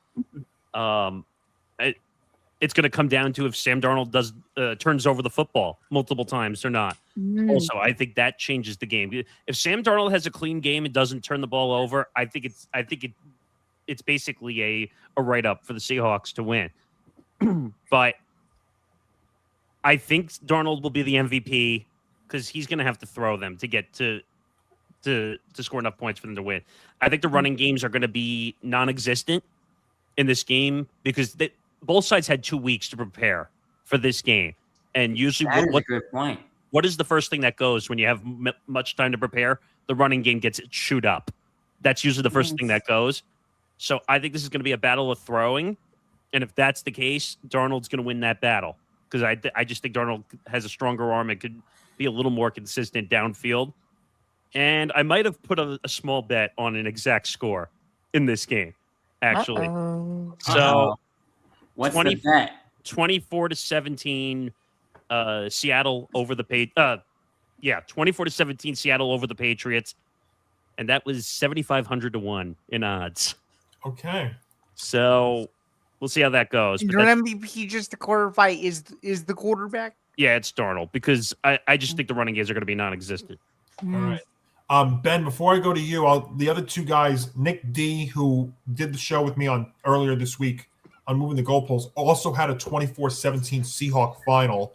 And Mike, and maybe this is not much of a surprise, Mike actually has this as a bit of a higher scoring game, and he's got it 31-28 Seahawks. So he's joining me. We're both on the over train. Okay. Yes. Yeah. I was on the over train. But he's got it way over. He's got it getting loose. Yeah, Mike's been on the over train all year. So, I mean, We'll see. it's ironic. It makes sense. I mean, that's only fitting. I think he ends like that. All right. We saved the fan for last, Ben. Oh, man. I do like how you guys did not pick my team in terms of your pick because I like that, and deservedly so, right? Because we're not the better team, but I do like the underdog mentality because I do think both teams credit. I think Seattle obviously has been down all year, but the Patriots from the get-go, after even being 1-2 to start the year, and pretty much, the talk of the schedule, the talk of, Belichick and all this stuff kind of on the outside of things, it only just kind of fits into the type of fuel that this team wants to potentially have. And I think when people want to talk about it, originally when I was seeing people were saying that this was going to be a blowout, number one, the Patriots were not blown out all whole entire year. No. So that's a complete ludicrous statement. Number two, you look at the quarterbacks. Both quarterbacks are playing their first Super Bowl. So there's no past experience specific in terms of, I think this guy's going to be a better quarterback than this quarterback in the Super Bowl because you don't have any proof of that. Look at a guy like Patrick Mahomes. Patrick Mahomes, you can come into it and say, well, I have the proof because I've seen it before. And credit, Sam Darnold, he's been a probably better quarterback during this playoff run, but now that's the past now. This is one game. This is a Super Bowl. So whatever pretty much, at least in the past, this point in time, both defenses, like Nick, you mentioned, this is going to be a defensive type of battle. And you know what? If this game is close, the Patriots they were made for these type of games. Look at the Denver Broncos. The Denver Broncos, legitimately, I'm not going to lie, they were built to win that game against us last week if it came down a couple things. But we found a way. It's literally this. Now, hopefully, the Patriots do not win the coin toss. They're 0-3 in Super Bowls when they have won the coin toss. So my hope is that the Patriots do not win the coin toss. That is something that I'm just kind of being a little more of a skepticism type of thing. I guess I had to say it that way. You talk about bets, Nick. That is a bet that I'm hopeful for. The coin toss. Patriots don't win the coin toss. I don't know. Talk about the most ridiculous prop bet of the entire situation. Ridiculous. Another thing, too, Drake Maye in normal climate conditions. Now, of course, whatever you guys want to take a grain of salt. Drake Maye in normal climate conditions this year has an 89.7 PFF grade, 4,507 yards passing, 250 yards per game, 34 total touchdowns, 12 total turnovers. And granted, of course, you could say the same thing with Darnold. I think Darnold obviously has been great, too. I think this is going to be whoever wins the turnover battle. And I think for me specifically, Seattle, you look at the defenses they have played. I really think that this Rams defense the last couple weeks, and I think, Tom, you alluded to this about the Rams, their defense the last couple weeks has been absolutely terrible. And they absolutely fell off a cliff in the last month or two of the season. And Seattle took advantage of that. their secondary was absolutely putrid. You saw a lot of the explosive plays that Seattle had in the NFC title game pretty much going to attack that secondary. I think our secondary is a lot better than what the Rams have. Also, too, with the San Francisco 49ers. The 49ers, they were not healthy. 2, defensively, they were missing Fred Warner and Nick Bosa. And so I think specifically that I don't know if they're going to score as many points if those 2 guys weren't out there on the field. I'm not saying the Patriots defense is better than them, but I think that right now the Patriots, out of both of those 2 defenses, have the complete defense when it comes to the believability that they can be able to line up on this team because they're fully healthy. And I think that they're going to be able to stop the run. I don't know specifically how much they're going to be able to stop Kenneth Walker because it's really hard to, and JSN. If they could be able to keep JSN from not being over the top, which I think that Mike Vrabel has a very good game plan of that happening. I do think that you don't play man coverage. Sam Darnold, I'll give you a lot of flowers right here, what I'm about to say. Sam Darnold against man coverage has been nothing short but impeccable this playoffs. So I would have thought that way, but the Patriots have really went from a zone defense that they had in the regular season to a man defense in this postseason, and has completely rattled a lot of these quarterbacks. I don't know if that's the recipe to do it on Sam Darnold, and you might think that's kind of crazy, kind of given the way that Sam Darnold has been seeing ghosts against the Patriots in the past. So I don't know what things are going to be happening, the way that the team's going to game plan here. Patriots are going to get it done because I think it's going to be a lower scoring type of game. And I think that when it comes to lower scoring, they're built for this type of game. You might disagree with me on this. 21 Patriots, Seattle 17. I think that Seattle is not going to be scoring more than 25 points in this game. And if they do, they will be Super Bowl champions. All right. There you go. So those are our – and for you, MVP? I'll go it off if Seattle wins, because I'm going to be fair. I'm going to be unbiased. JSN. If we win, my Super Bowl MVP is going to be Trevion Henderson. Okay. So he's going with a running back there too. All right. So those are our Super Bowl. Well, and by the way, if you want a true play that I absolutely love, I love the Seahawks in the first quarter laying a half a point. I like that too. Not bad. The first quarter total is 7.5. That's it? Because if you look at the Patriots' history, they don't score in the first quarter in the Super Bowls. No, they don't. Maybe like 3-0 or 6-0 after one. But I love the Seahawks laying a half a point in the first quarter. That might be your team is going to be pretty jitter to start too, which I didn't say in my statement. Nah. I guess that's a good transition now, right? Yeah, there's a little appetizer, by the way, for best part of it. Here we go. So I gave Tom. So just to let you all know behind the scenes, I gave Tom 2 sites that had a variety of these picks. Now they're not all from DraftKings, which is the book. Well, Right. and then I gave him 2 more. You gave me Johnny thecovers.com, which is basically what do you call that? What do you call an the odds thing that site. takes what happened? Like an odds site. It's an odd site that takes all the books. I think theirs was embedded. That's what Zan is saying is what I'm looking for.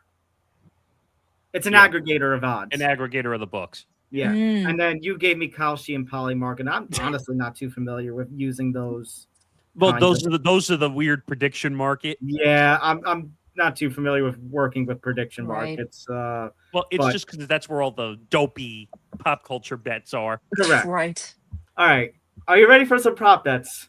Let's do it. Okay. I guess so. I'm going to start with the Gatorade color. So orange is plus 225 is the favorite. Then you got yellow green lime, which is at plus 260. Same odds for blue. Purple is at plus 750. Clear water, clear/water, and red/pink are both at plus 1100. Jeez. Plus 5,000 for no Gatorade bath. Yeah, that's not happening. Gatorade bath always happens. So yellow green lime won last year with the Eagles.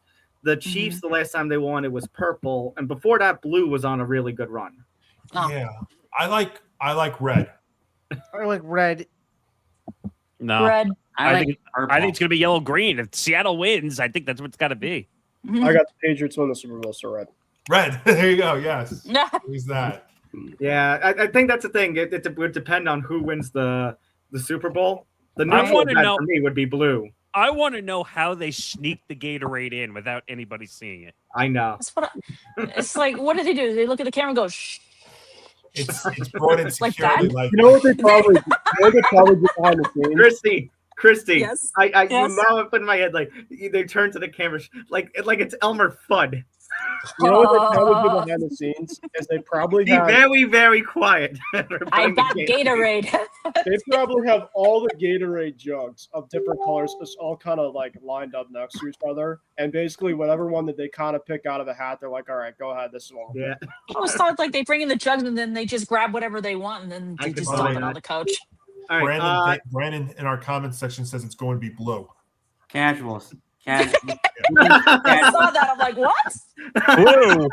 Blue casual. Blue casuals. All right. Dude. It'll be blue casuals. All right. Next one. Seahawks. All right. Yeah. National anthem. So the over/under is going to be 2 minutes. Over. Over. 2 minutes. Because some singers like to stretch the notes out a little too Wait a long. minute. so What Remind me, who's doing the anthem this year? Charlie Puth. I like the over. I always say you go with the over in the anthem, but I don't remember an anthem time ever set at that the number was set. I thought it was Wait a gonna be minute. more like 90 seconds. What is this? Christina Aguilera holding out every note during the NBA All-Star festivities? Well, for now remember, God's it was sakes. Martina McBride last year, and she's old school, so the under was definitely a better play last year. Actually, Okay. not Aguilera. I'm thinking Fergie. That's it. Fergie. Fergie. Well, see, last year you had an old school with Martina McBride, so that definitely had an under. Yeah, but Mhm. if you want some scouting report on Charlie Puth is known for holding long notes. then Well, he's good. then He's real good. Look, I'm not gonna. I always tell people you bet responsibly, but you always take the over on the anthem. Yes. Yeah, Always. but the I think it problem has is 203 written on it. But wait a minute. Mhm. Here's the problem. How do you know when to start and when to finish? Is it It's the when- last word? Or is it when the music fades out and stops? I thought it was by words. I thought it was words. Yeah. But I thought it was words too. Because if, I it's feel no, like if it goes can by make an music, argument for absolutely then both. took over. and how do you know when to start? When they start singing? Is that the Yeah, first that- note? I think it's the From first O- word. Yeah, once they start with From the O O. to Brave. From O to Right. Brave. Yeah, I All right. take the over. Heads, tails, our favorite, both plus 100. This is Tails. stupid. This is ridiculous, but I'm going to say tails. Heads. You know what the Uh, funny part is? It's one of the most prop bet every And Super it's Bowl. not even 50-50. Well, not anymore. never It's not know. 50-50. It's part of the Alright. it's part of the $1.76 billion I- that's going to be bet on this game. By I the way, hope it's Yeah. I hope it's heads because I feel like tails we've had good success on. Total Yeah. Jeez. total I'm going global heads. viewers for Bad Bunny. The over/under is 135.5 Excuse million. me. 135.5. For context, last Yes. year with Kendrick, most watched Super Bowl halftime show that was 133.5 million. I'm, Hey, I going, would say it's going to go over. I'm going Under. under. Oh, I'm no. going Under. Hey, Under. Nancy, No one, no Especially, one who knows. especially with no all one the who doesn't. especially with all the outrage, especially with Yes. the Burning Point halftime show, it's going to be All an right. under. No one who knows yeah, that no one who doesn't know Spanish is going to watch the halftime show. Well, I mean, I don't know didn't watch it Spanish. I'm last not. season, no. I watched a little bit last year, but I just didn't finish the rest of it. I would even take the Spanish aside. I think people are just not going to know who Bad Bunny is. Some people are just not going to That's know. fair. Well, anything. unless You're right. you are one of those people you either faithfully listen to his music or you've seen him in WWE. Wink, wink. I Gross there, Christy. I'm going to Hey. take under, Tom. All right. Next. Will Bad Bunny perform an unreleased song? Yes is plus 185. No is minus 230. I'm going to go no. No. Like- No, No, I don't care. yes. I'm gonna me neither. Which landmark is shown first? Golden Golden- Gate Bridge, which is minus 500, or Alcatraz at plus 300? Oh, Golden Alcatraz. Gate Bridge. Golden Gate Bridge. Golden Gate. No. I I'm think going there was no Alcatraz. because they keep Well, talking wait. about Well, wait. Does the pre-show count? no, No. usually those are during the game. But if they decide, oh, let's go to a sideline report or a report, they might end up going at the Alcatraz location first. You don't Yeah. know. Depends. You can talk All right, about here- it. Yeah. Here's a good one. Will there be a streaker?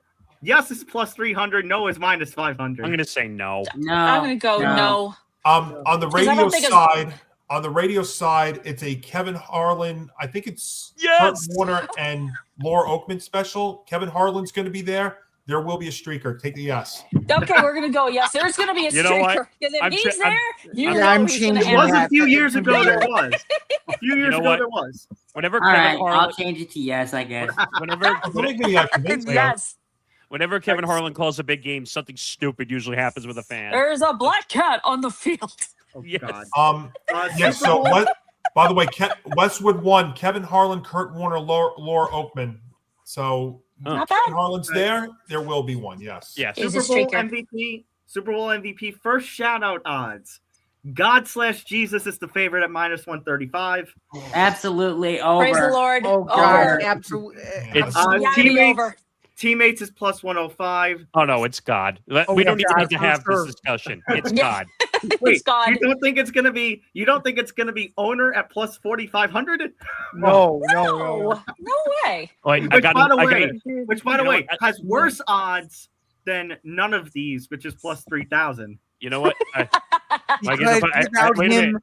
Wait a minute. I because got to without thank him, none God. of this would be possible.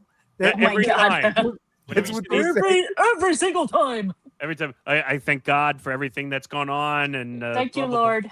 Yes. All right. DraftKings. So on DraftKings, the coin toss is -103 both ways. They have one for coin toss winner, which is -105 both ways. Here's the best one. Actually, they have also Seattle win coin toss and win the game, which is +180.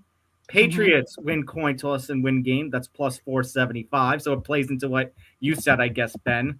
That's a, wait a minute. But wait a Here's minute. an That's interesting one. What?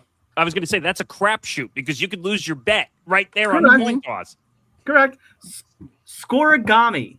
Will there be a scoregami? You can for +2,500. Scoregami. Yes. Oh, jeez. Super If- Bowl When they scoregami. say score, wait, so it would be it wouldn't be like a Super Bowl scoregami. This would be a scoregami in football. In Correct. general. I believe that's yes. Oh, I'm gonna say no. No. no. I agree. It's tough unless someone's trailing by 8. Then you're not going to see it. Or unless Right. we get somehow a safety on the first or second possession of the game, then it might. That doesn't count. No. Yeah, it might take a doesn't. blowout or something for that. For Yeah. a scoregami. I feel like a blowout would. If a scoregami would happen, that means this game's gonna be a blowout. Then so no. Well, Just not like last wait year. a minute. I don't see it. Just for clarification, scoregami has to happen as a touchdown and a 2-point conversion. This is in case people don't know. Right. So a safety Okay. wouldn't help that there. No. All right, go ahead, Tom. All right. First touchdown jersey number. The over under is 10.5. The over is the favorite at -160. The under is Over. +120. Over. Over. Over probably. Over. Quarterback to catch a pass. Yes is +1,100. There's no option. No. It's just It's No, already that gone the, now. the Philly special was special in itself. I don't think we see that No. redone. I don't see that repeated. No. Will there be? Even though it was cool. It was. Will there It was very be cool. an offensive lineman touchdown score, aka No. Batman's touchdown? Big man, No. Unless you're the Oh, Patriots and Mike plus Vrabel wants to take a 2,200. risk. +2,200. No. I could see Vrabel getting creative on one play and trying to pull that. We'll give Ben, it. Do it. Ben, wasn't there one in the Down. Ben? Wasn't there one in the divisional round against the Texans? Yes, I think there was. Didn't Oh, one of yes. your big boys get a score For what? in the divisional round? The Patriots? I wasn't at the end of the game. Nope. No, I it was, think- Oh, okay. Well, I what thought was there the was a play big again? man. Or maybe I'm thinking it was a pick six or something. Maybe that's why. Pick six, but it was from. Okay, there's no offensive line. Marcus Jones. So Never no. mind. So Tom, I'm going to say no. Go ahead. Okay. From a few from Polymarket. First of all, how many viewers will the Super Bowl have? Ugh. Okay. The fewest option is less than 116 million. The highest is greater than 140 million, and then its ranges of 4. So 116 to 120, 120 to 124, et cetera, et cetera. I'd say Yikes. 116 to 120. That would be my pick. I'll go between 115 and 120. Yeah. The only thing I can 115 say, to 120. the only thing I will say, I don't have really an estimate, but I will say that this number will be lower than last year. Yeah. I think that. And the year before. Yeah. Uh, Even though I feel like last year was the worst Super Bowl ever, but I There's I two- couldn't finish watching. It was a nightmare. there's 2 Bad Bunny bets. One is No. Will Bad Bunny wear a dress or skirt during the halftime show? I've heard. No. Yes. So So the No. only He reason better this, not. the only reason this came up is because it came up in speculation. That's the only reason why this came Yeah. up. Right. I don't know him enough. And then Will Bad Bunny during his halftime performance say F word a certain organization that's going around and Yes. very Yeah. Unfortunately, yes. Unfortunately, Yes, he will. yes. He probably Unfortunately. will, and they probably won't block it out fast enough. I don't think. No, that They probably won't have the button on they the. They have probably to. won't have the. they Yeah. have to because of the whole Janet Jackson thing years ago. They are Yep. quick Oh to God. that. F The you, Poly Justin Market- Timberlake. By the way. Polymarket also has one for like who will run ads during the Super Bowl. They have some favorites State of like State Farm. Farm, Salesforce, Amazon, Google. They have OpenAI as a favorite. I was going to say there has to be an AI commercial in this one. I I was think also Open- going to ask: Is there a bet? Is there a prop bet for like how many movie trailers are going to be aired during the Super Bowl? No, I don't think so. Okay. But I don't OpenAI know if you want me to run through all the commercial But options. no. No. But I think OpenAI is a sponsor with the NFL. Oh, Yeah. okay. That I was explains going to it. say there's got to be an AI one. I have not seen any leaks for any of the commercials. I did see. Neither have I. Did you? I I haven't saw. either. I saw they leaked a Pepsi commercial where they steal the Coca-Cola bear. through a Yeah, commercial. I Oh did see that. God, one. no! Now, just to be fair, folks, I love I the do not. Coca-Cola I Polar work Bear. for a parent company of Coca-Cola. I do not work for the actual company. So, Oh, okay. yeah. So don't come to me when it comes to advertising. I have But nothing. I just thought that I saw it because someone happened to have leaked it, and then there was a new Clydesdale commercial I saw. Okay, Budweiser. that's cool. Hey, All right, one Clydesdales are last great. one. One more. One last one. It's a big one. It's from Kalshi. And Okay. it is about if the announcers will say any, and they provide a lot of terms. Wait, is Collinsworth's one there? No, it is not. Oh, These are all like one word phrases. Okay. Oh, Safety, Oh, yeah. MVP, Lombardi, Levi's, comeback, Tom Brady, Robert Yes. Kraft, next gen stat, Yes. Belichick. Yes, come on. record, Pro Of course they Bowler, are. Pro Bowler, trade or traded. Will Mahomes' name come up? Yes, it's Obviously. Collinsworth. wait a minute. Collinsworth Hold has on. a man crush on Patrick Mahomes. All right, Wait, I fine, thought, hold on. see, is that what you were referring to before, Nick? I thought you were referring to now. Here's a guy. Well, that too. But Collinsworth came out a couple days ago when he was doing media at Super Bowl Row, and he said, I'm probably going to end up saying Patrick Mahomes' name, even though I don't mean to during the broadcast. Of course. So it's Can probably I- become habit for him, All pretty right, much. let me add one, and then we'll get out of here since Okay. it's a Collinsworth special. Do we get the Collinsworth slide? Yes. Oh yes, 100%. Yeah. No Yes. doubt about it. Can we actually? He's just gonna slide in like he always It's does. the Super Bowl. It's the Yeah. Super Bowl. It has He's gonna to do the be. Mega Collinsworth slide. All right. So, Well, before we get out of here, though, first of all, thank you to everybody. 145 people watching. Thank you. Thank you. And then we have Hey, some scheduling to go yeah, over. and by the way, just for the record, and I'll toss to Nick. This is just the start of our Super Bowl coverage here on the ETB Network all weekend long. So, Nick, I know I might have missed a couple earlier in the week. So, what do we got coming up this weekend?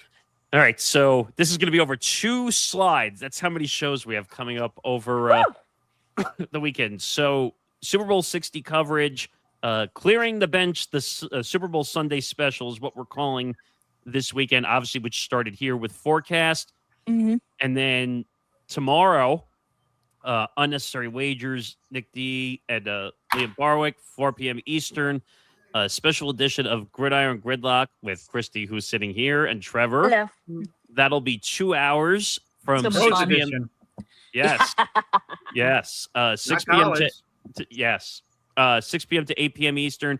And then followed by ETB Lounge with Nick DiMartino and company at 9 p.m. Eastern to 11 p.m. Eastern. And then slide number 2, Boom. which is Super Bowl Sunday. We are going to have Zanziger Part 2 and Gridiron Gurus together for 2 hours from 11 a.m. to 1 p.m. Eastern. And then followed by Callan and myself doing a 1-hour edition of Press Row at 4 p.m. Eastern Time. And then one I left out before the end. We also have an audio-only edition of Benchmarks, which is going to talk about the 11 hours of pregame shows and how ridiculous it is. Can't wait to hear that one. which Callan did a good job of voicing. He's not even an NFL fan, and I did No. that purposely just for the sake of it. And then following the game, if you didn't get enough after all the coverage and watching the game, there will be post-game coverage following the game. We're still working on the imaging for that. Tom will be doing that. Ben will be doing that. Happy or not happy. You can see my sorrows, or you could see myself in jubilation. We'll see what happens. And then I'll be the neutral party, and then trying to there you balance go. them all together. Whichever emotion Ben comes to our stream with. We'll find out. Obviously, there's no time on that because we have no idea when the game is going to end. I'm going to estimate somewhere between 10:30 Eastern and 11 Eastern. Probably. We'll probably leave an hour for that. That's probably good. After an hour, I think it's enough. After, so you'll get an hour of post game. My emotions, my emotions are gonna be sweating. I'm telling you. This is what happens. So, depending on if some of us are around, I'll be around. Maybe I'll jump through and join that. I might join in too, depending. So we might have some more people, but Tom and Ben will lead the way on the post game coverage. So you are completely full for this entire weekend of Super Bowl coverage coming up. Make sure you follow us at ETB Network, at TFB Forecast, ETB. Make sure you subscribe to our YouTube channel, youtube.com/ETB Network. If I can quickly scroll over here. And make sure you subscribe. And to all the people that are watching right now, please go and subscribe. It helps the algorithms. It helps us grow. We're hitting our watch hours. We're at about 2,000 watch hours.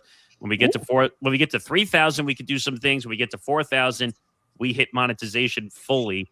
And we can start doing some other things. So tell everybody, tell your mom, tell your dad, tell your brother, tell your sister, maybe tell your friend, maybe tell your non-existent friends you haven't spoken to in about 10 years tell to your come next watch door our neighbor. show. Yeah. Tell your next door neighbor, tell your enemy. Cousins, tell your aunts, then uncles, tell your even those twice removed. Yeah, exactly. Tell your boss, tell your coworkers, tell everybody. But that'll do it for this episode. Which, by the way, everyone, you got a 2-hour show instead of an hour and a half. You're welcome. Just for this, and we will have one more football forecast to wrap up the season next week. It's Tom's favorite episode, the post-mortem episode. That'll happen next week. We got to work on a day and a time for that. So have your notifications set, and we will let you know when that's going to be. So we're probably looking at Thursday, just because some scheduling conflict possibly. So I don't know. We'll take a look, but we'll let you all know. But keep your notifications set on our YouTube channel, youtube.com/ETB Network. We'll find out more. But nevertheless, enjoy the game, everybody, and enjoy all the coverage leading up to the game as the countdown continues to Super Bowl 60. So catch everybody this weekend. Ben, good luck. No matter what, all right? Thank you. I'll be thinking of you this weekend. So for everybody here at the ETB Network, I'm Johnny Montalbano. Enjoy the big game. Enjoy all the coverage. And we'll catch you this entire weekend. Good night, everybody. See ya. Night. Good night, guys.